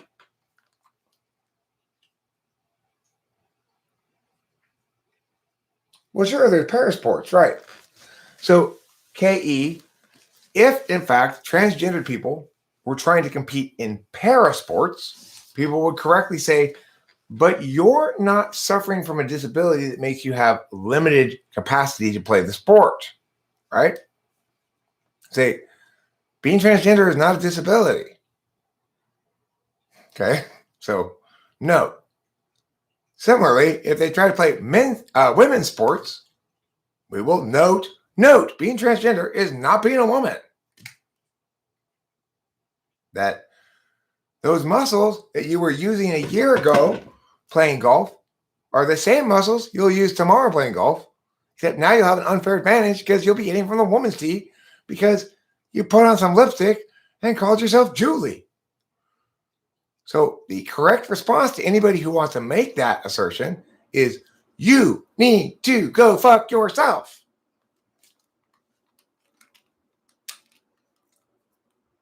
It is not to exercise my debate muscles. I do not do that, Winston's mom. I only argue things that are true and correct. If I'm wrong, I'll change my position. What I'm saying is absolutely correct. No, Gen X, I'm not saying there's double eligibility. That was just an example of the problem with the logic used to justify trans women competing in women's sports. Right? The logic is they're a new identity, a new person, and have totally new athletic abilities. That's why it's okay for Joe now to hit from the women's tee. That's the idea. I'm saying if that logic were to be extrapolated, one could imagine somebody get an extra 4 years of credit of eligibility. I don't give a fuck about that. That's not the point.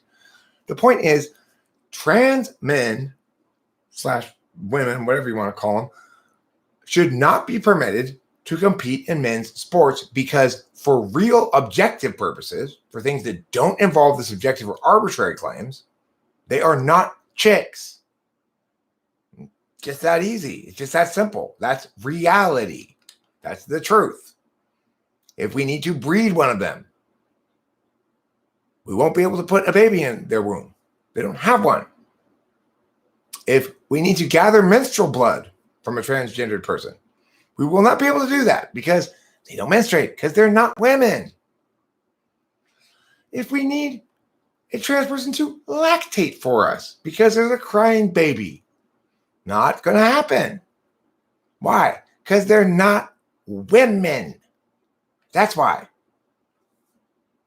So maybe you should have a special league, KE, just for transgender people then. Fine. But don't be a dude. Call yourself a chick all of a sudden and then take advantage of that unfair advantage in sports, which is all about competitive fairness. It's just fucked up beyond all recognition.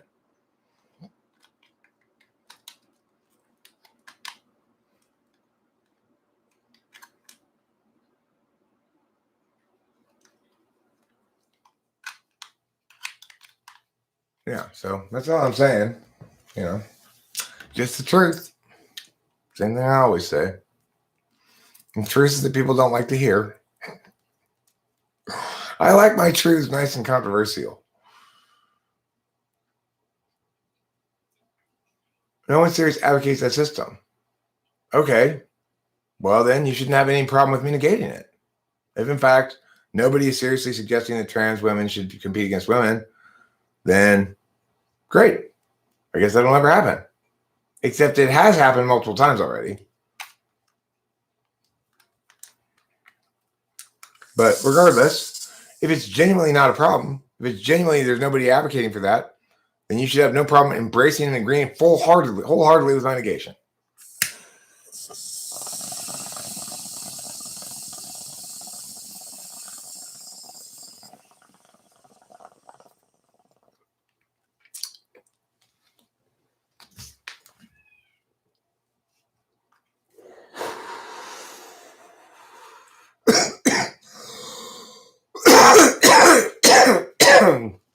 When you say right-wing hatred, do you mean hating people they deem as right-wingers?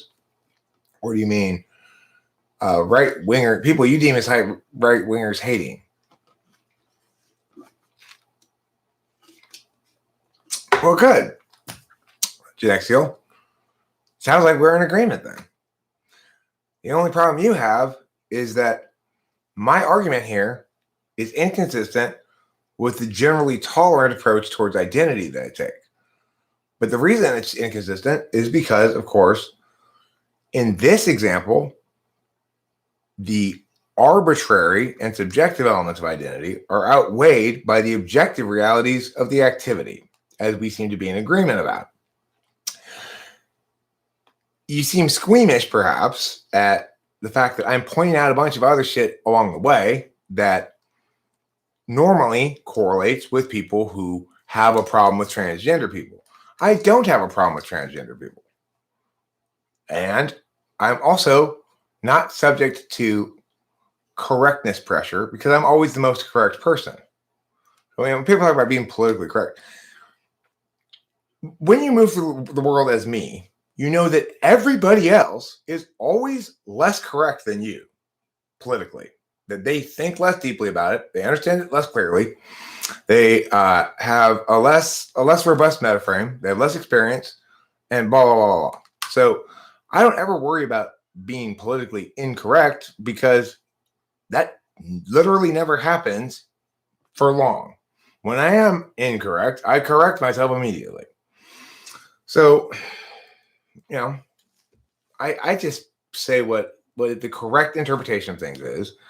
I would also point out, to be fair to the whole picture, that hopefully none of us want to dump on a population of people who certainly doesn't have the most robust or affirming response from the world as a whole. So it's like a transgender person who's gone through this whole process and genuinely made the decision to become transgender and done all this stuff and everything. I mean, they've heard it up to here from everybody about it. People think like they're jumping on a bandwagon. No, you can't jump on that band. There's no such bandwagon. You're always in the contemporary world. You're always going to face way more opposition to your proposal that you get a sex change operation than you are support. So I recognize this population as being one that they need acceptance, not correction, right? I get that. But I'm not correcting any population or accepting any population. I'm expressing exactly what's correct about a specific policy matter, namely sports.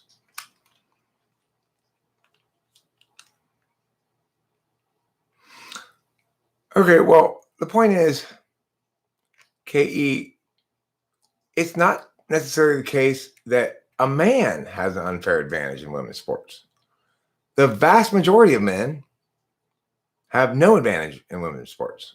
So you could take 95% of the population of men in America and make them into, 40 million different 5-person basketball teams, and none of them would beat a professional women's team. The point isn't whether or not being a man makes it inherently so that you're going to win. The point is, because there's this general advantage, it makes most sense to say that men compete against men and women compete against women.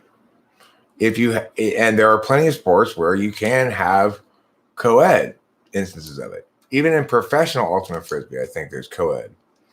But there's mixed doubles in tennis. Some sports doesn't matter what gender you are at all. Like I said, poker before, if you call that a sport. Horse racing. There do have races that are just for girl horses, fillies and mares, but they also have some girl horses who compete against the boys and are super badass. Look at Zenyatta. Zenyatta was a girl horse who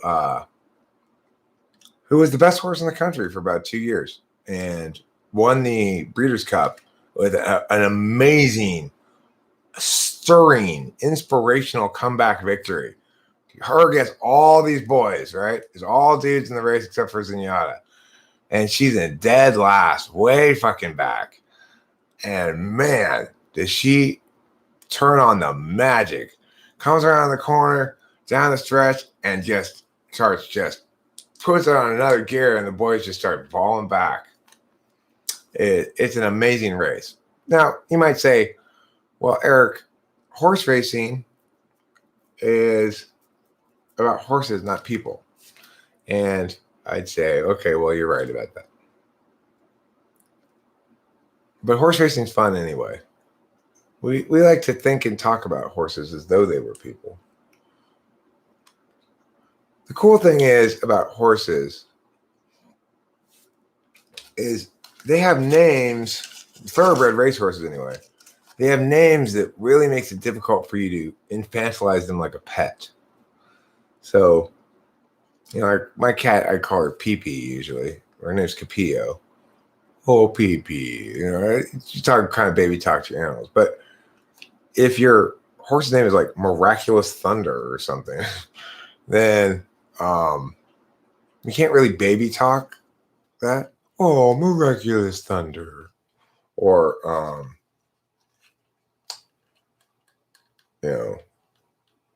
Sunday's Man of War Secretaria.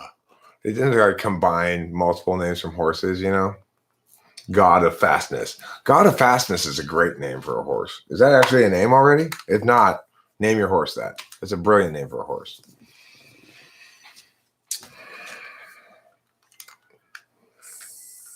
Okay, now listen to No Special Person.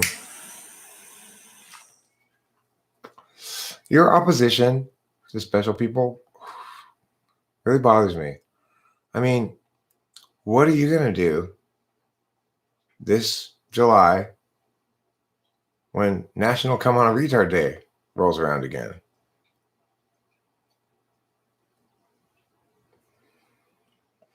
No, KE, horse sperm is one of the most expensive liquids in the world if you have a in-demand stud. The interesting thing about horses is a lot of the female horses who could be great race horses never even get to see a race because, of course, if you're a girl horse, you can only have like, I don't know, like 4 litters of foals, and a litter being 1 or 2. Sometimes there's 2, sometimes there's 1. I don't think they ever have 3 horses in them at once, but regardless, so you get your girl horse. She has maybe maximum 8 kids, and that's it. Then she's all babied out, and she goes out to pasture. She becomes the thoroughbred race horse owner's granddaughter's horse or something like that. So girls don't get as many competition opportunities as boy horses, but the thing about the boy horses is a fair number of them end up getting gelded because with certain kinds of horse personalities, gelding can make them win a lot more. So if your stallion is too, like, I guess, horny or something, then he won't be focused enough on running the race to get all rawr, rawr. So sometimes they have to cut off their balls, and then sometimes they'll suddenly turn into a great racehorse. Most successful gelding, I think it's Man of War.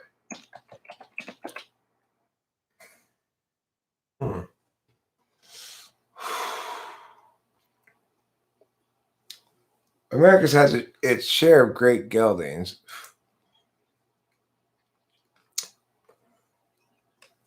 But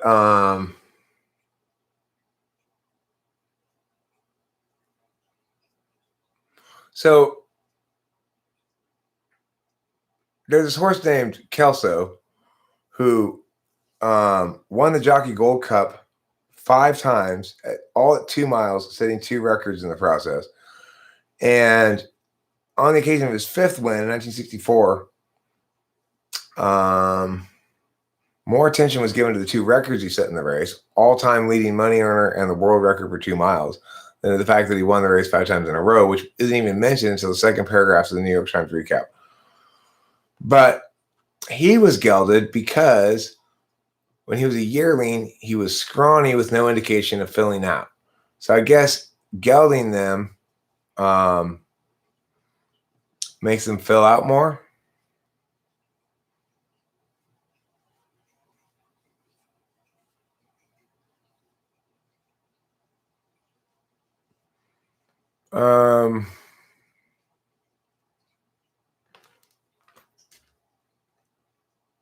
So the one of the advantages of having gelding is they tend to race a lot longer. So if you have a gelding, you might have it race until it's 8, 10, 11, maybe even years old, because there's no after job for it. If you have somebody who wins a Triple Crown, they are not going to race again, probably, because if they race again, they might break a leg and have to be put down. And if they don't race again, they can pump out sperm the rest of their life. One of the problems with this is that thoroughbred genes have become a little iffy because there's too many slews. Seattle Slew, I think, if I'm not mistaken, has like thousands and thousands of kids or something. Let's see, how many foals did Seattle Slew father?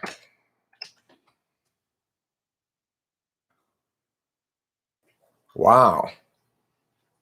He sired 1,103 foals, 537 winners, and 111 stakes winners. Although the Thoroughbred Times credits them with 114 stakes winners. So Seattle Slew, you get the word Seattle and the word slew in shit tons of horses because Now we're into Seattle Sleuth's, I don't know, great-grandchildren, great-great-grandchildren or something.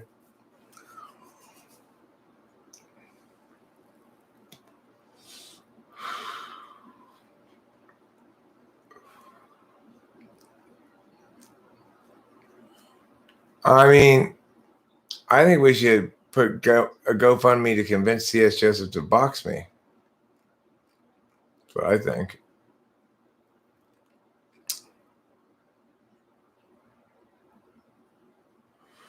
Anyone not in line with the breath is lost in this world and not living a holistic life. The breath? Which breath is that? Is it the breath of fresh air? Is it the breath of breathing the breather?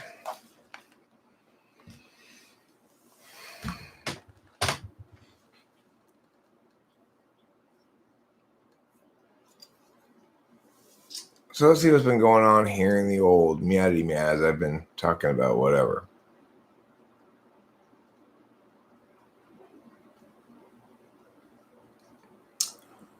Who's a Negrum 6? Find me several sticks, and we'll play a Negrum night all night long. I'll call you a 2, and you know what to do. You'll call yourself a 5. We'll argue while alive. We'll both make like an 8, and then we'll escape by acting like a 1 until that time is done. Then appease each other well, just like an Enneagram 9. Sell each other a big fat plate load of coddling. Hater's gonna hate. So true. So true. Hater's gonna hate.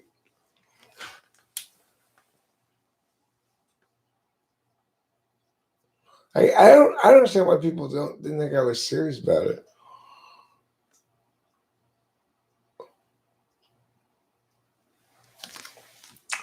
Maybe he'll rise to the challenge if I tell him his newborn baby's an ESFP. No, you mistyped your newborn baby. It's clearly an ESFP. I don't know anything at all about it, but I know it's an ESFP. For all it's your baby.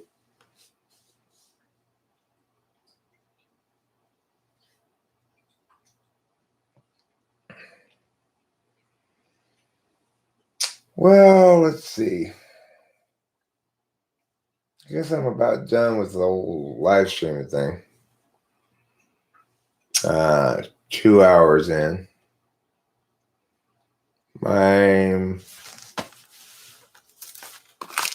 Yes, I did finish my last cigarette. And I need to get some breakfast, like Jack in the Box or something, you know.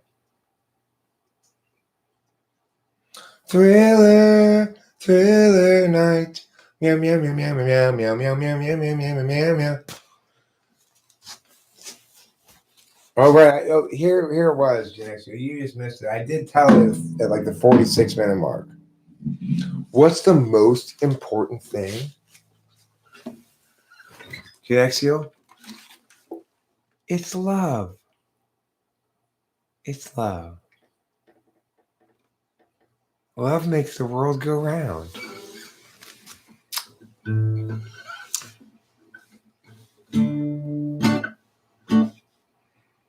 Love makes the world go round. Love makes the world go round. Gather yourself a heart and turn that frown upside down, 'cause love makes the world go round.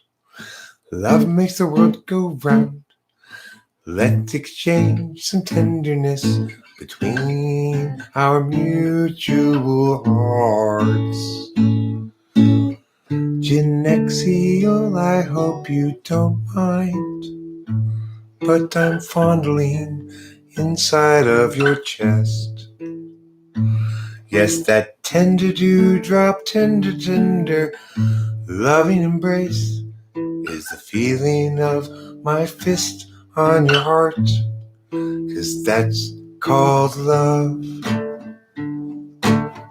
And if it weren't for this powerful love, the world would stop spinning round. I will tickle and jostle and tenderly stroke your heart until you're joyful. That's love, the American way. So that's the most important thing, Genexio. It's love. Remember last night when I snuck up behind you and I very gently jostled your heart inside your chest? And you said, "Oh, Eric, please don't jostle it too hard." Don't worry. I'm going from jostle, I'm downshifting to fondle. Oh, yeah. You're like, oh, the tension is just melting away. And I said, that's the dew. That's the tender dewdrops.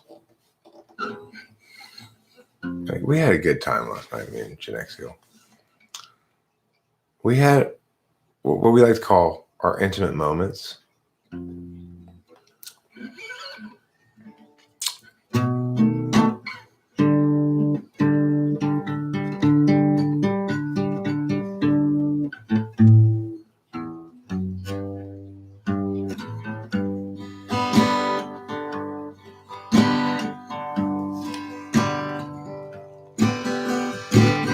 The life worth living isn't cold and black and white. I don't need your logic, 'cause that's just a way to fight with me. Intimate moments, intimate time, intimacy with our limbs intertwined. And if the dew drops from my tender heart moisten up your clothes, don't be scared, darling, 'cause Jesus knows. Yeah, that's sweet. Yeah, our typing session is available whenever. You just send me text or an email, say, "Can I have meow day at meow time?" I'll probably say yeah.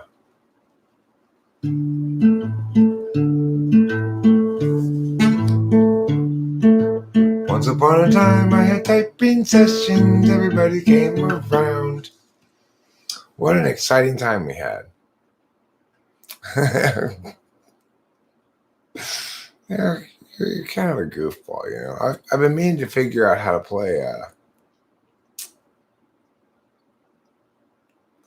play International Delight and how to play Park Tart Lemon Squeeze again. So I'd have two more songs to add to my repertoire of songs that I play. I like both those songs. The International Delight and Park Tart Lemon Squeeze are both good songs. But I didn't know how to play them with my fingers. That's the problem. Blunt. Just remember that blunt's up for smoking, not for treating your fellow man. Just remember that blunts go in the lungs and not a can of Spam. And if you're rude to everybody that you know, then you'll be nude before you know, and then you'll be so sad that you have failed again.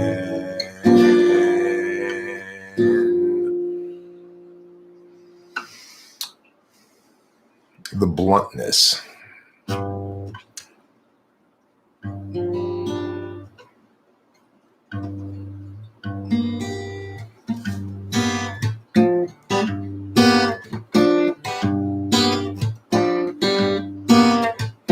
I don't generally like smoking blunts, nor do I like eating brunts. They're the worst candy that I think I've ever tasted. Do I regret it? No. Although earlier this evening I was watching videos about like basically Reddit highlight videos, which were kind of entertaining. Like Snappy comebacks and retorts. That's why I titled this video that. I've just been watching that shit.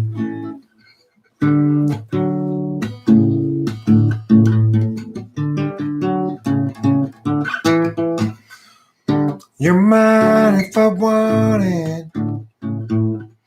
I'm yours if I want that too. I wanna be wanted. I'm sure it's something that you can do.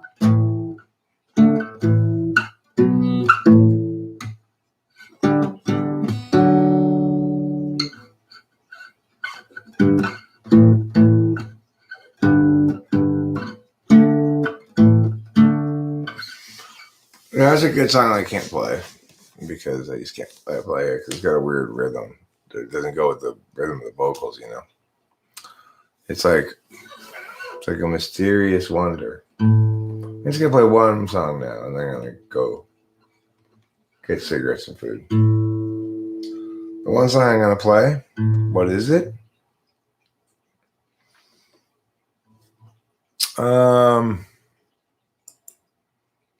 Maybe a cover of some kind.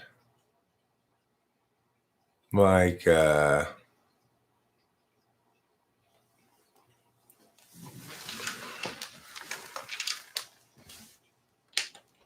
is a fun song.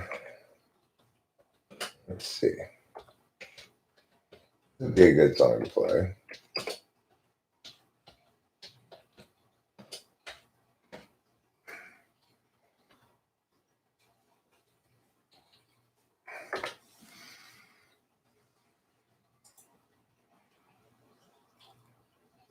All right, here we go.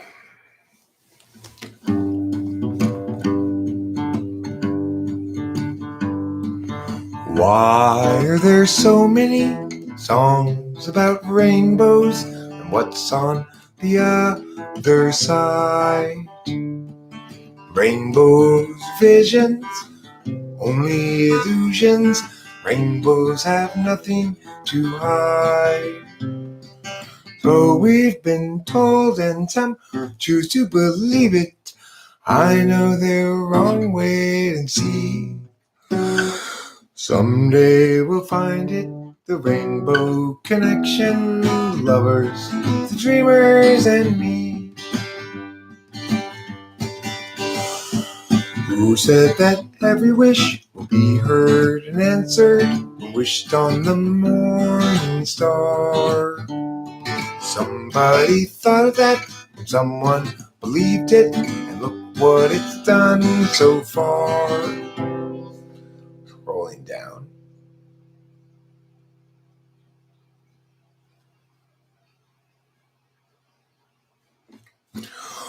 What's so amazing and keeps us stargazing? What do we think we might see? Someday we'll find it, the rainbow connection, the lovers, the dreamers, and me. All of us under its spell, we know that it's probably magic.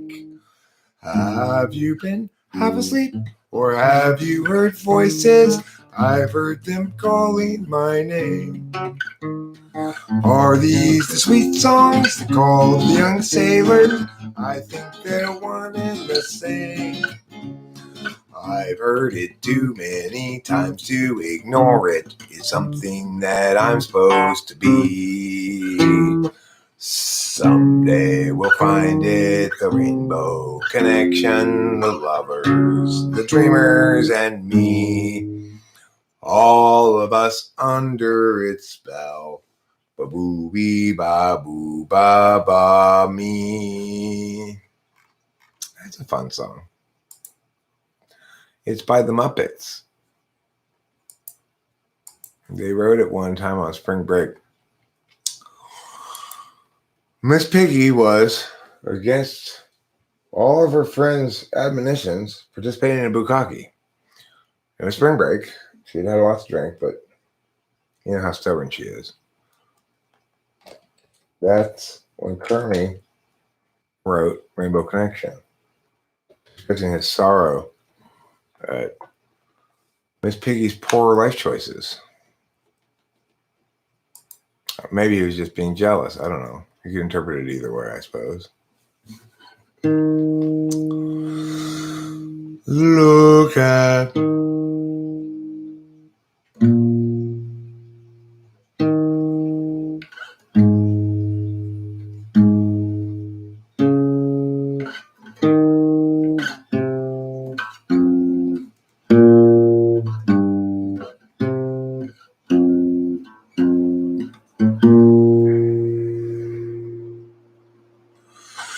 Look at me.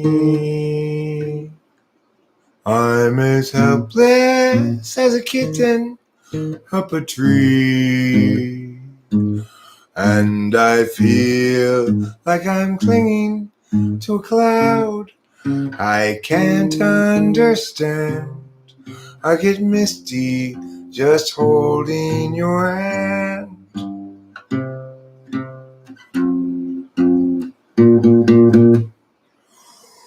Walk my way, and 1,000 violins begin to play. Or it might be the sound of your hello, the music I hear. I get misty the moment you're near. Can't you see that you're leading me on? And it's just what I want you to do. Don't you notice how hopelessly I'm lost? That's why I'm following you.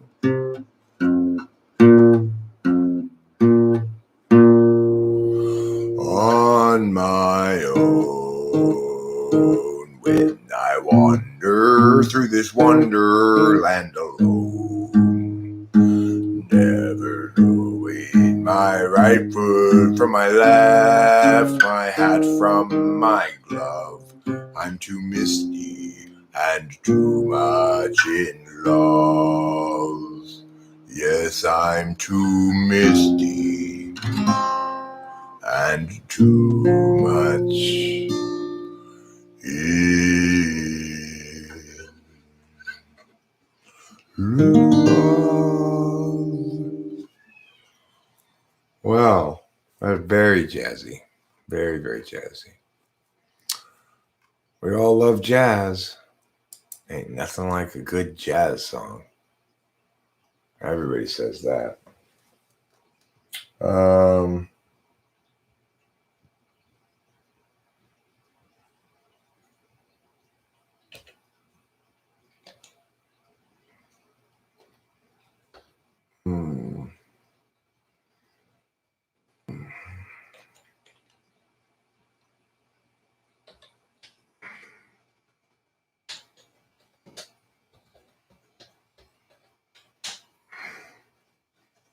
Okay, I'm gonna play another song actually. Another cover.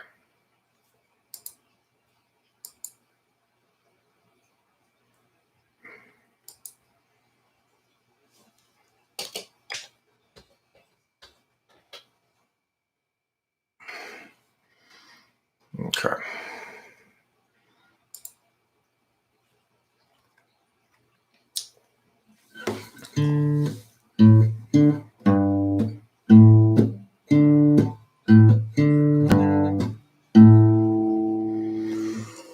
If you said goodbye to me tonight, there would still be music left to write. What else could I do? I'm so inspired by you. That hasn't happened for the longest time. Once I thought my innocence was gone. Now I know that happiness goes on. That's where you found me when you put your arms around me. I haven't been there for the longest time. Whoa, whoa, whoa, whoa. For the longest time. Whoa, whoa, whoa. For the longest. Scrolling down. I'm that voice you're hearing in the hall. I'm that voice you're hearing in the hall.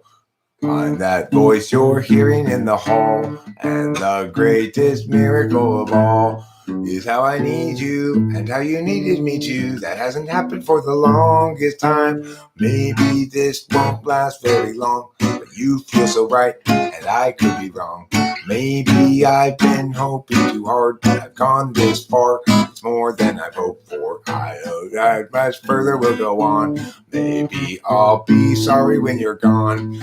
I'll take my chances. I forgot how nice romance is. I haven't been there for the longest time. I had second thoughts from the start. I said to myself, hold on to your heart. Now I know the woman that you are. You're wonderful so far, and it's more than I've hoped for. Scrolling down again. I don't care what consequence it brings. I have been a fool for lesser things. I want you so bad. I think that you ought to know that I intend to hold you for the longest time. Whoa, whoa, whoa, whoa. For the longest time. Whoa, whoa, whoa. For the longest time. Whoa, whoa, whoa. For the longest time. Whoa, whoa, whoa. For the longest time. I didn't play it very well. It's quite a good song. Really pops along. It's like this part, right? If you said goodbye to me tonight, there would still be music left to write. What else could I do? I'm so inspired by you. That hasn't happened for the longest time. It's the walk down thing there, right? If you said goodbye to me tonight, there would still be music left to write. The first one goes to GD, the second one goes to EA. It's cool. And then, what else could I do? I'm so inspired by you. That hasn't happened for the longest time. For a song that has so many chord changes, the melody is incredibly intuitive. It's crazy. Billy Joel is a genius. Billy Joel is one of the songwriters I respect as much as anybody.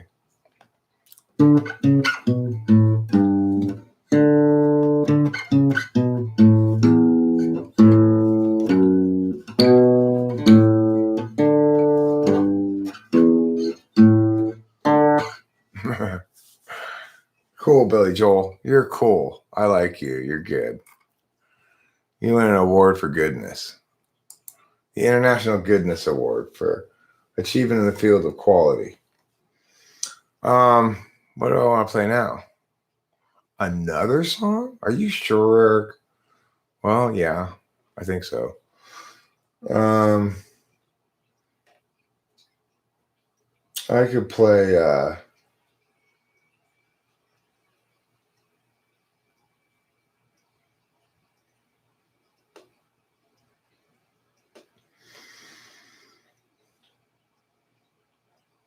right, I know what I'm looking for now. I had to sing it until I got to the chorus in my head before I could remember what it was called. Just like sometimes I have to do with the alphabet song to figure out what letter comes after what, you know?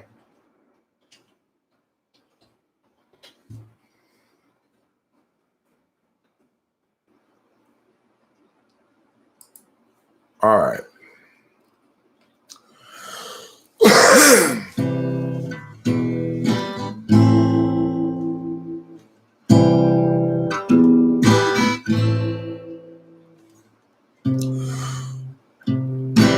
It's bad timing and me. We find a lot of things out this way. And there's you, a little black cloud in a dress. The temptation to take the precious things we have apart to see how they work must be resisted, for they never fit together again. If this is rain, let it fall on me and drown me. If these are tears, let them fall.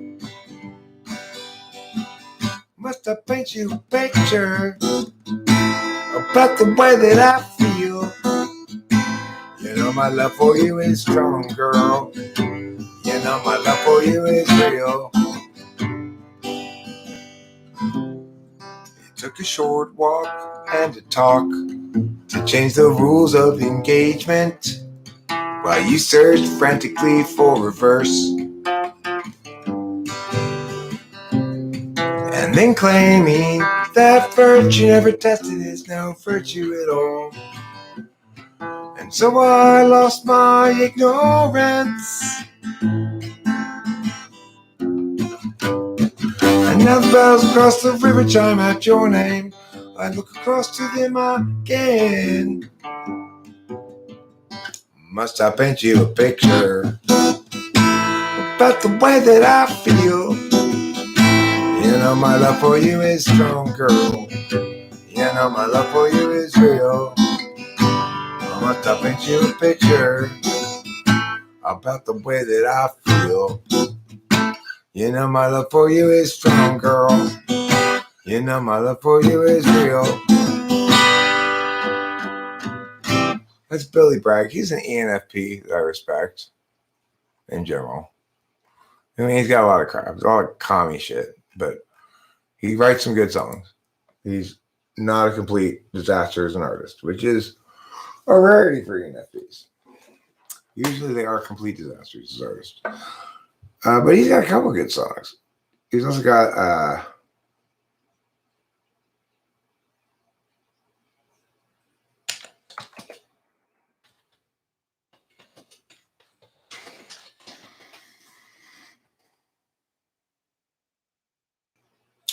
all right, here's another good Billy Bragg song.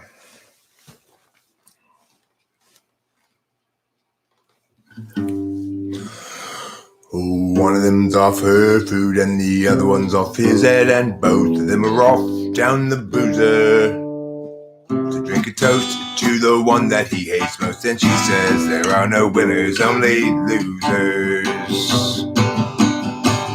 Well, if there are no winners, then what is this he thinks as he watches her complete the lap of honor? And he sits and stands with his head in his hands, and he thinks of all the things he'd like to bring down upon her. Revenge will bring cold comfort in this darkest hour, as the jukebox says it's all over now. And he stands and he screams, what have I done wrong? I've fallen in love with a little time bomb. I've fallen in love with a little time bomb.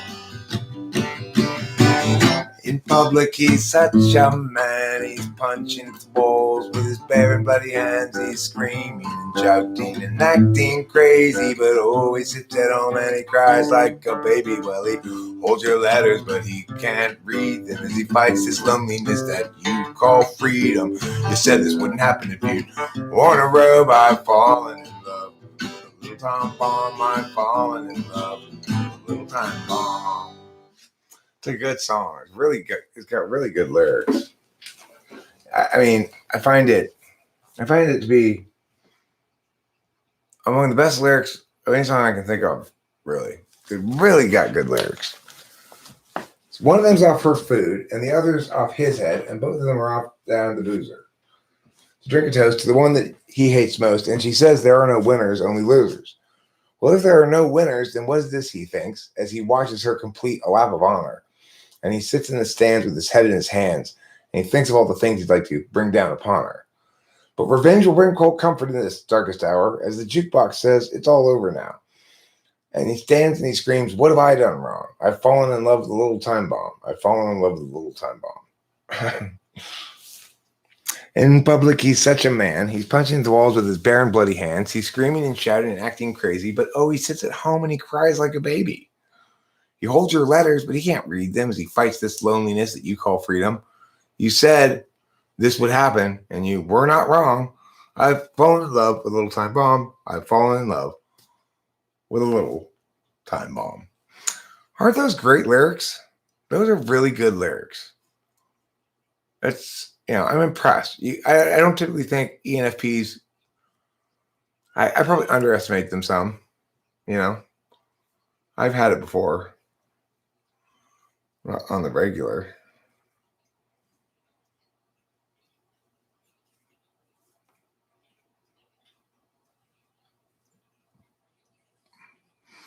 Lindsay's mom, did you happen to watch my graveyard video earlier? I put up. I ask you because I think you're the most likely to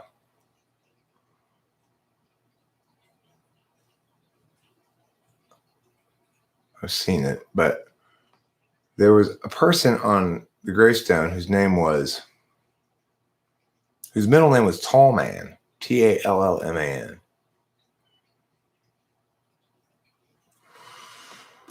Well, yeah, any is the function that lends itself to, successfully creatively playing with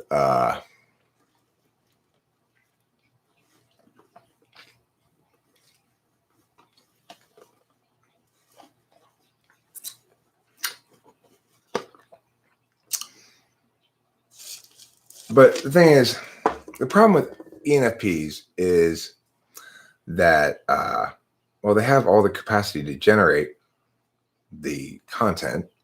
They have a much weaker capacity to objectively self-critique than ENTPs do, which interferes with their NI. So you end up with stuff like Fiona Apple does, which is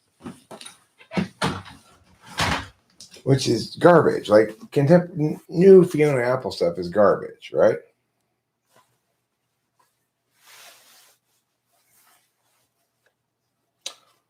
Bozo the Clown, what about me? Aren't I your friend?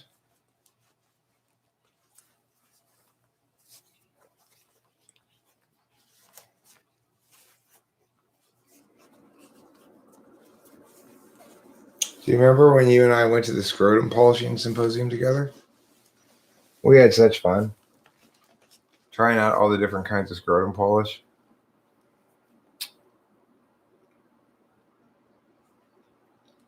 You achieved such an amazing amount of sheen on your scrotum at one point that I was blinded for a moment by the shine. No, it was a symposium of scrotal polishing. More like I guess you might say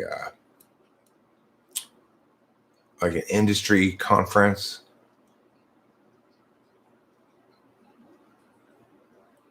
They wear you out, yeah.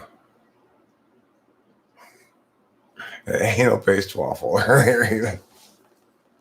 Forgot about anal paste. You keep forgetting about the need to brush your anus with my new advertising campaign.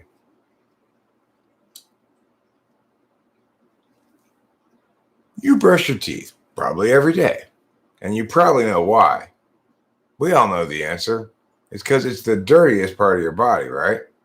Not so fast. It is important to brush the dirty parts of our body, but the mouth is not the dirtiest part. That's why here at Johnson & Johnson, we're introducing anal brushing and the accompanying anal paste so that you can truly, finally get down to business and clean the dirtiest part of your body, namely your butthole. Nothing dirtier than your butthole, except maybe the poop inside of it.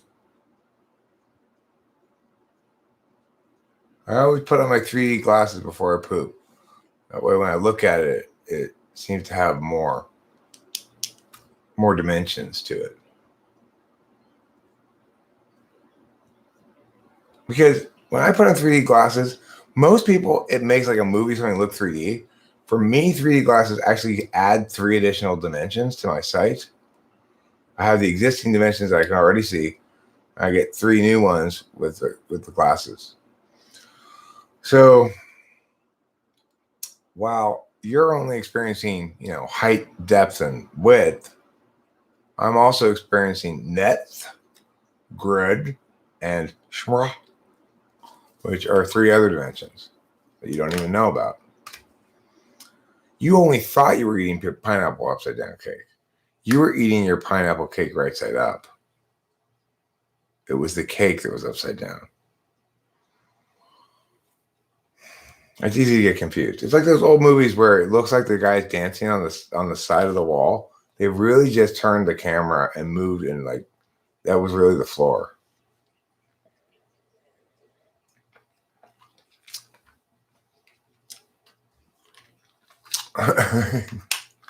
Pineapple inside out cake.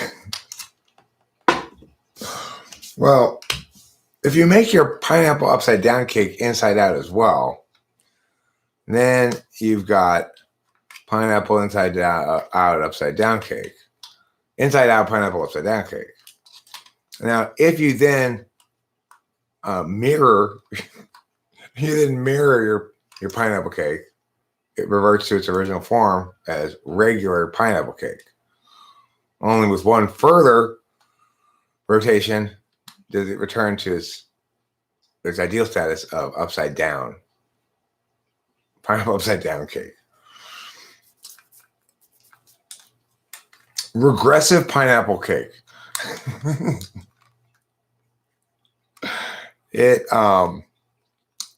Regressive pineapple cake is a kind of cake that the less you want it, the bigger piece you get.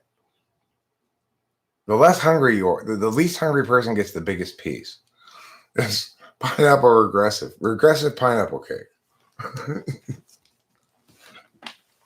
All right, who's super hungry? Oh, I'm starving. Here's a crumb.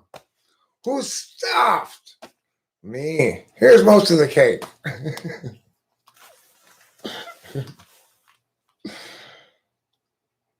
Can I show you my two favorite hats? Well, I can show you an assortment of hats. Could do that. I'm not sure. I'm always a little unclear on this whole favorite thing.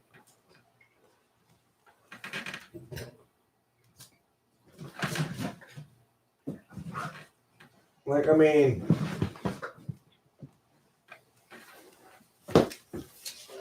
like I don't have a favorite finger. Why would I have a favorite hat?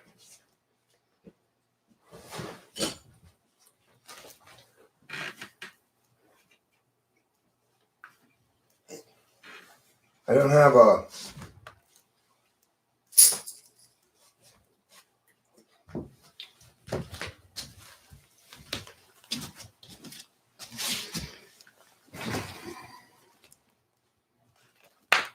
So I'll let you be the judge of what my best hat is.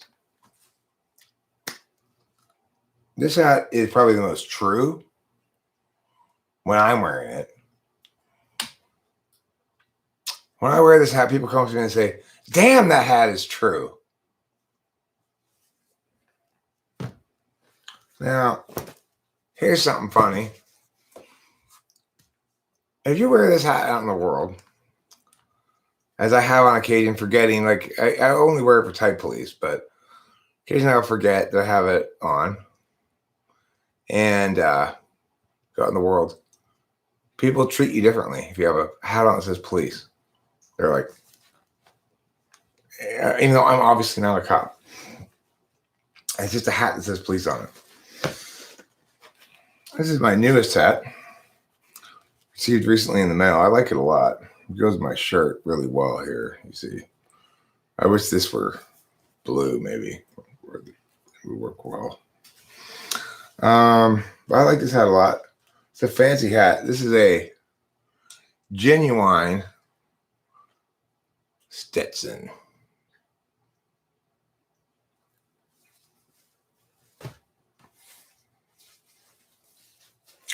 I got this hat at a thrift store one time.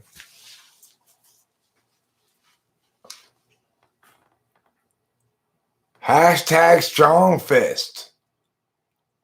Hashtag strong fist. This is what I wear when I do my boxing match with C.S. Joseph.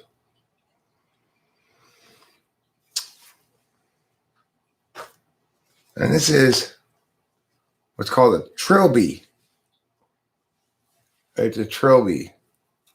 I think Candace bought this hat for me, maybe? I'm not sure. I'm not sure where I got this hat from. Fossil. Yeah, I think Candace got this hat for me. But I could be wrong.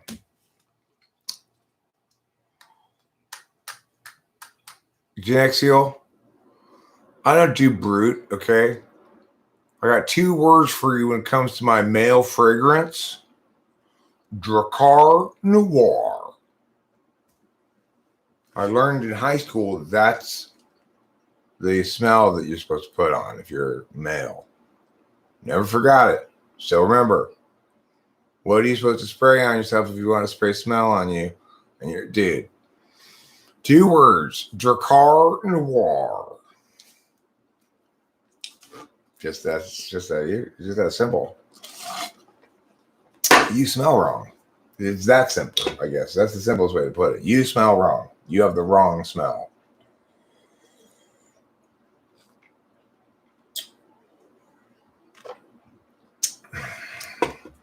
This Stetson hat here is not from China. Guess where it's from, though? It's not from America either. It's from France.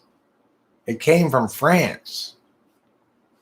What do you think about that, huh?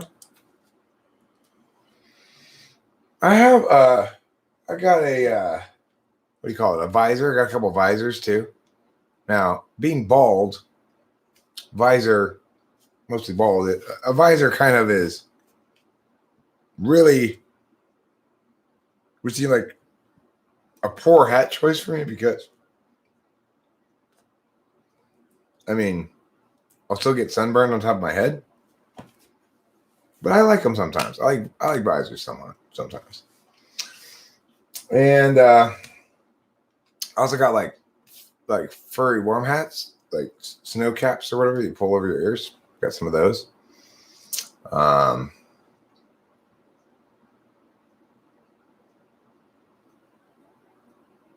Yeah.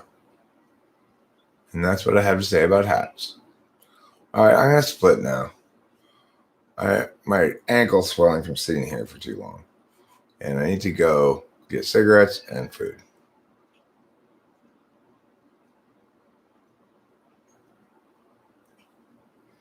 Good night, everybody. Don't forget to fondle your heart with self-love and acceptance all through the morning until a thick, viscous dew discharges from your emotion hole.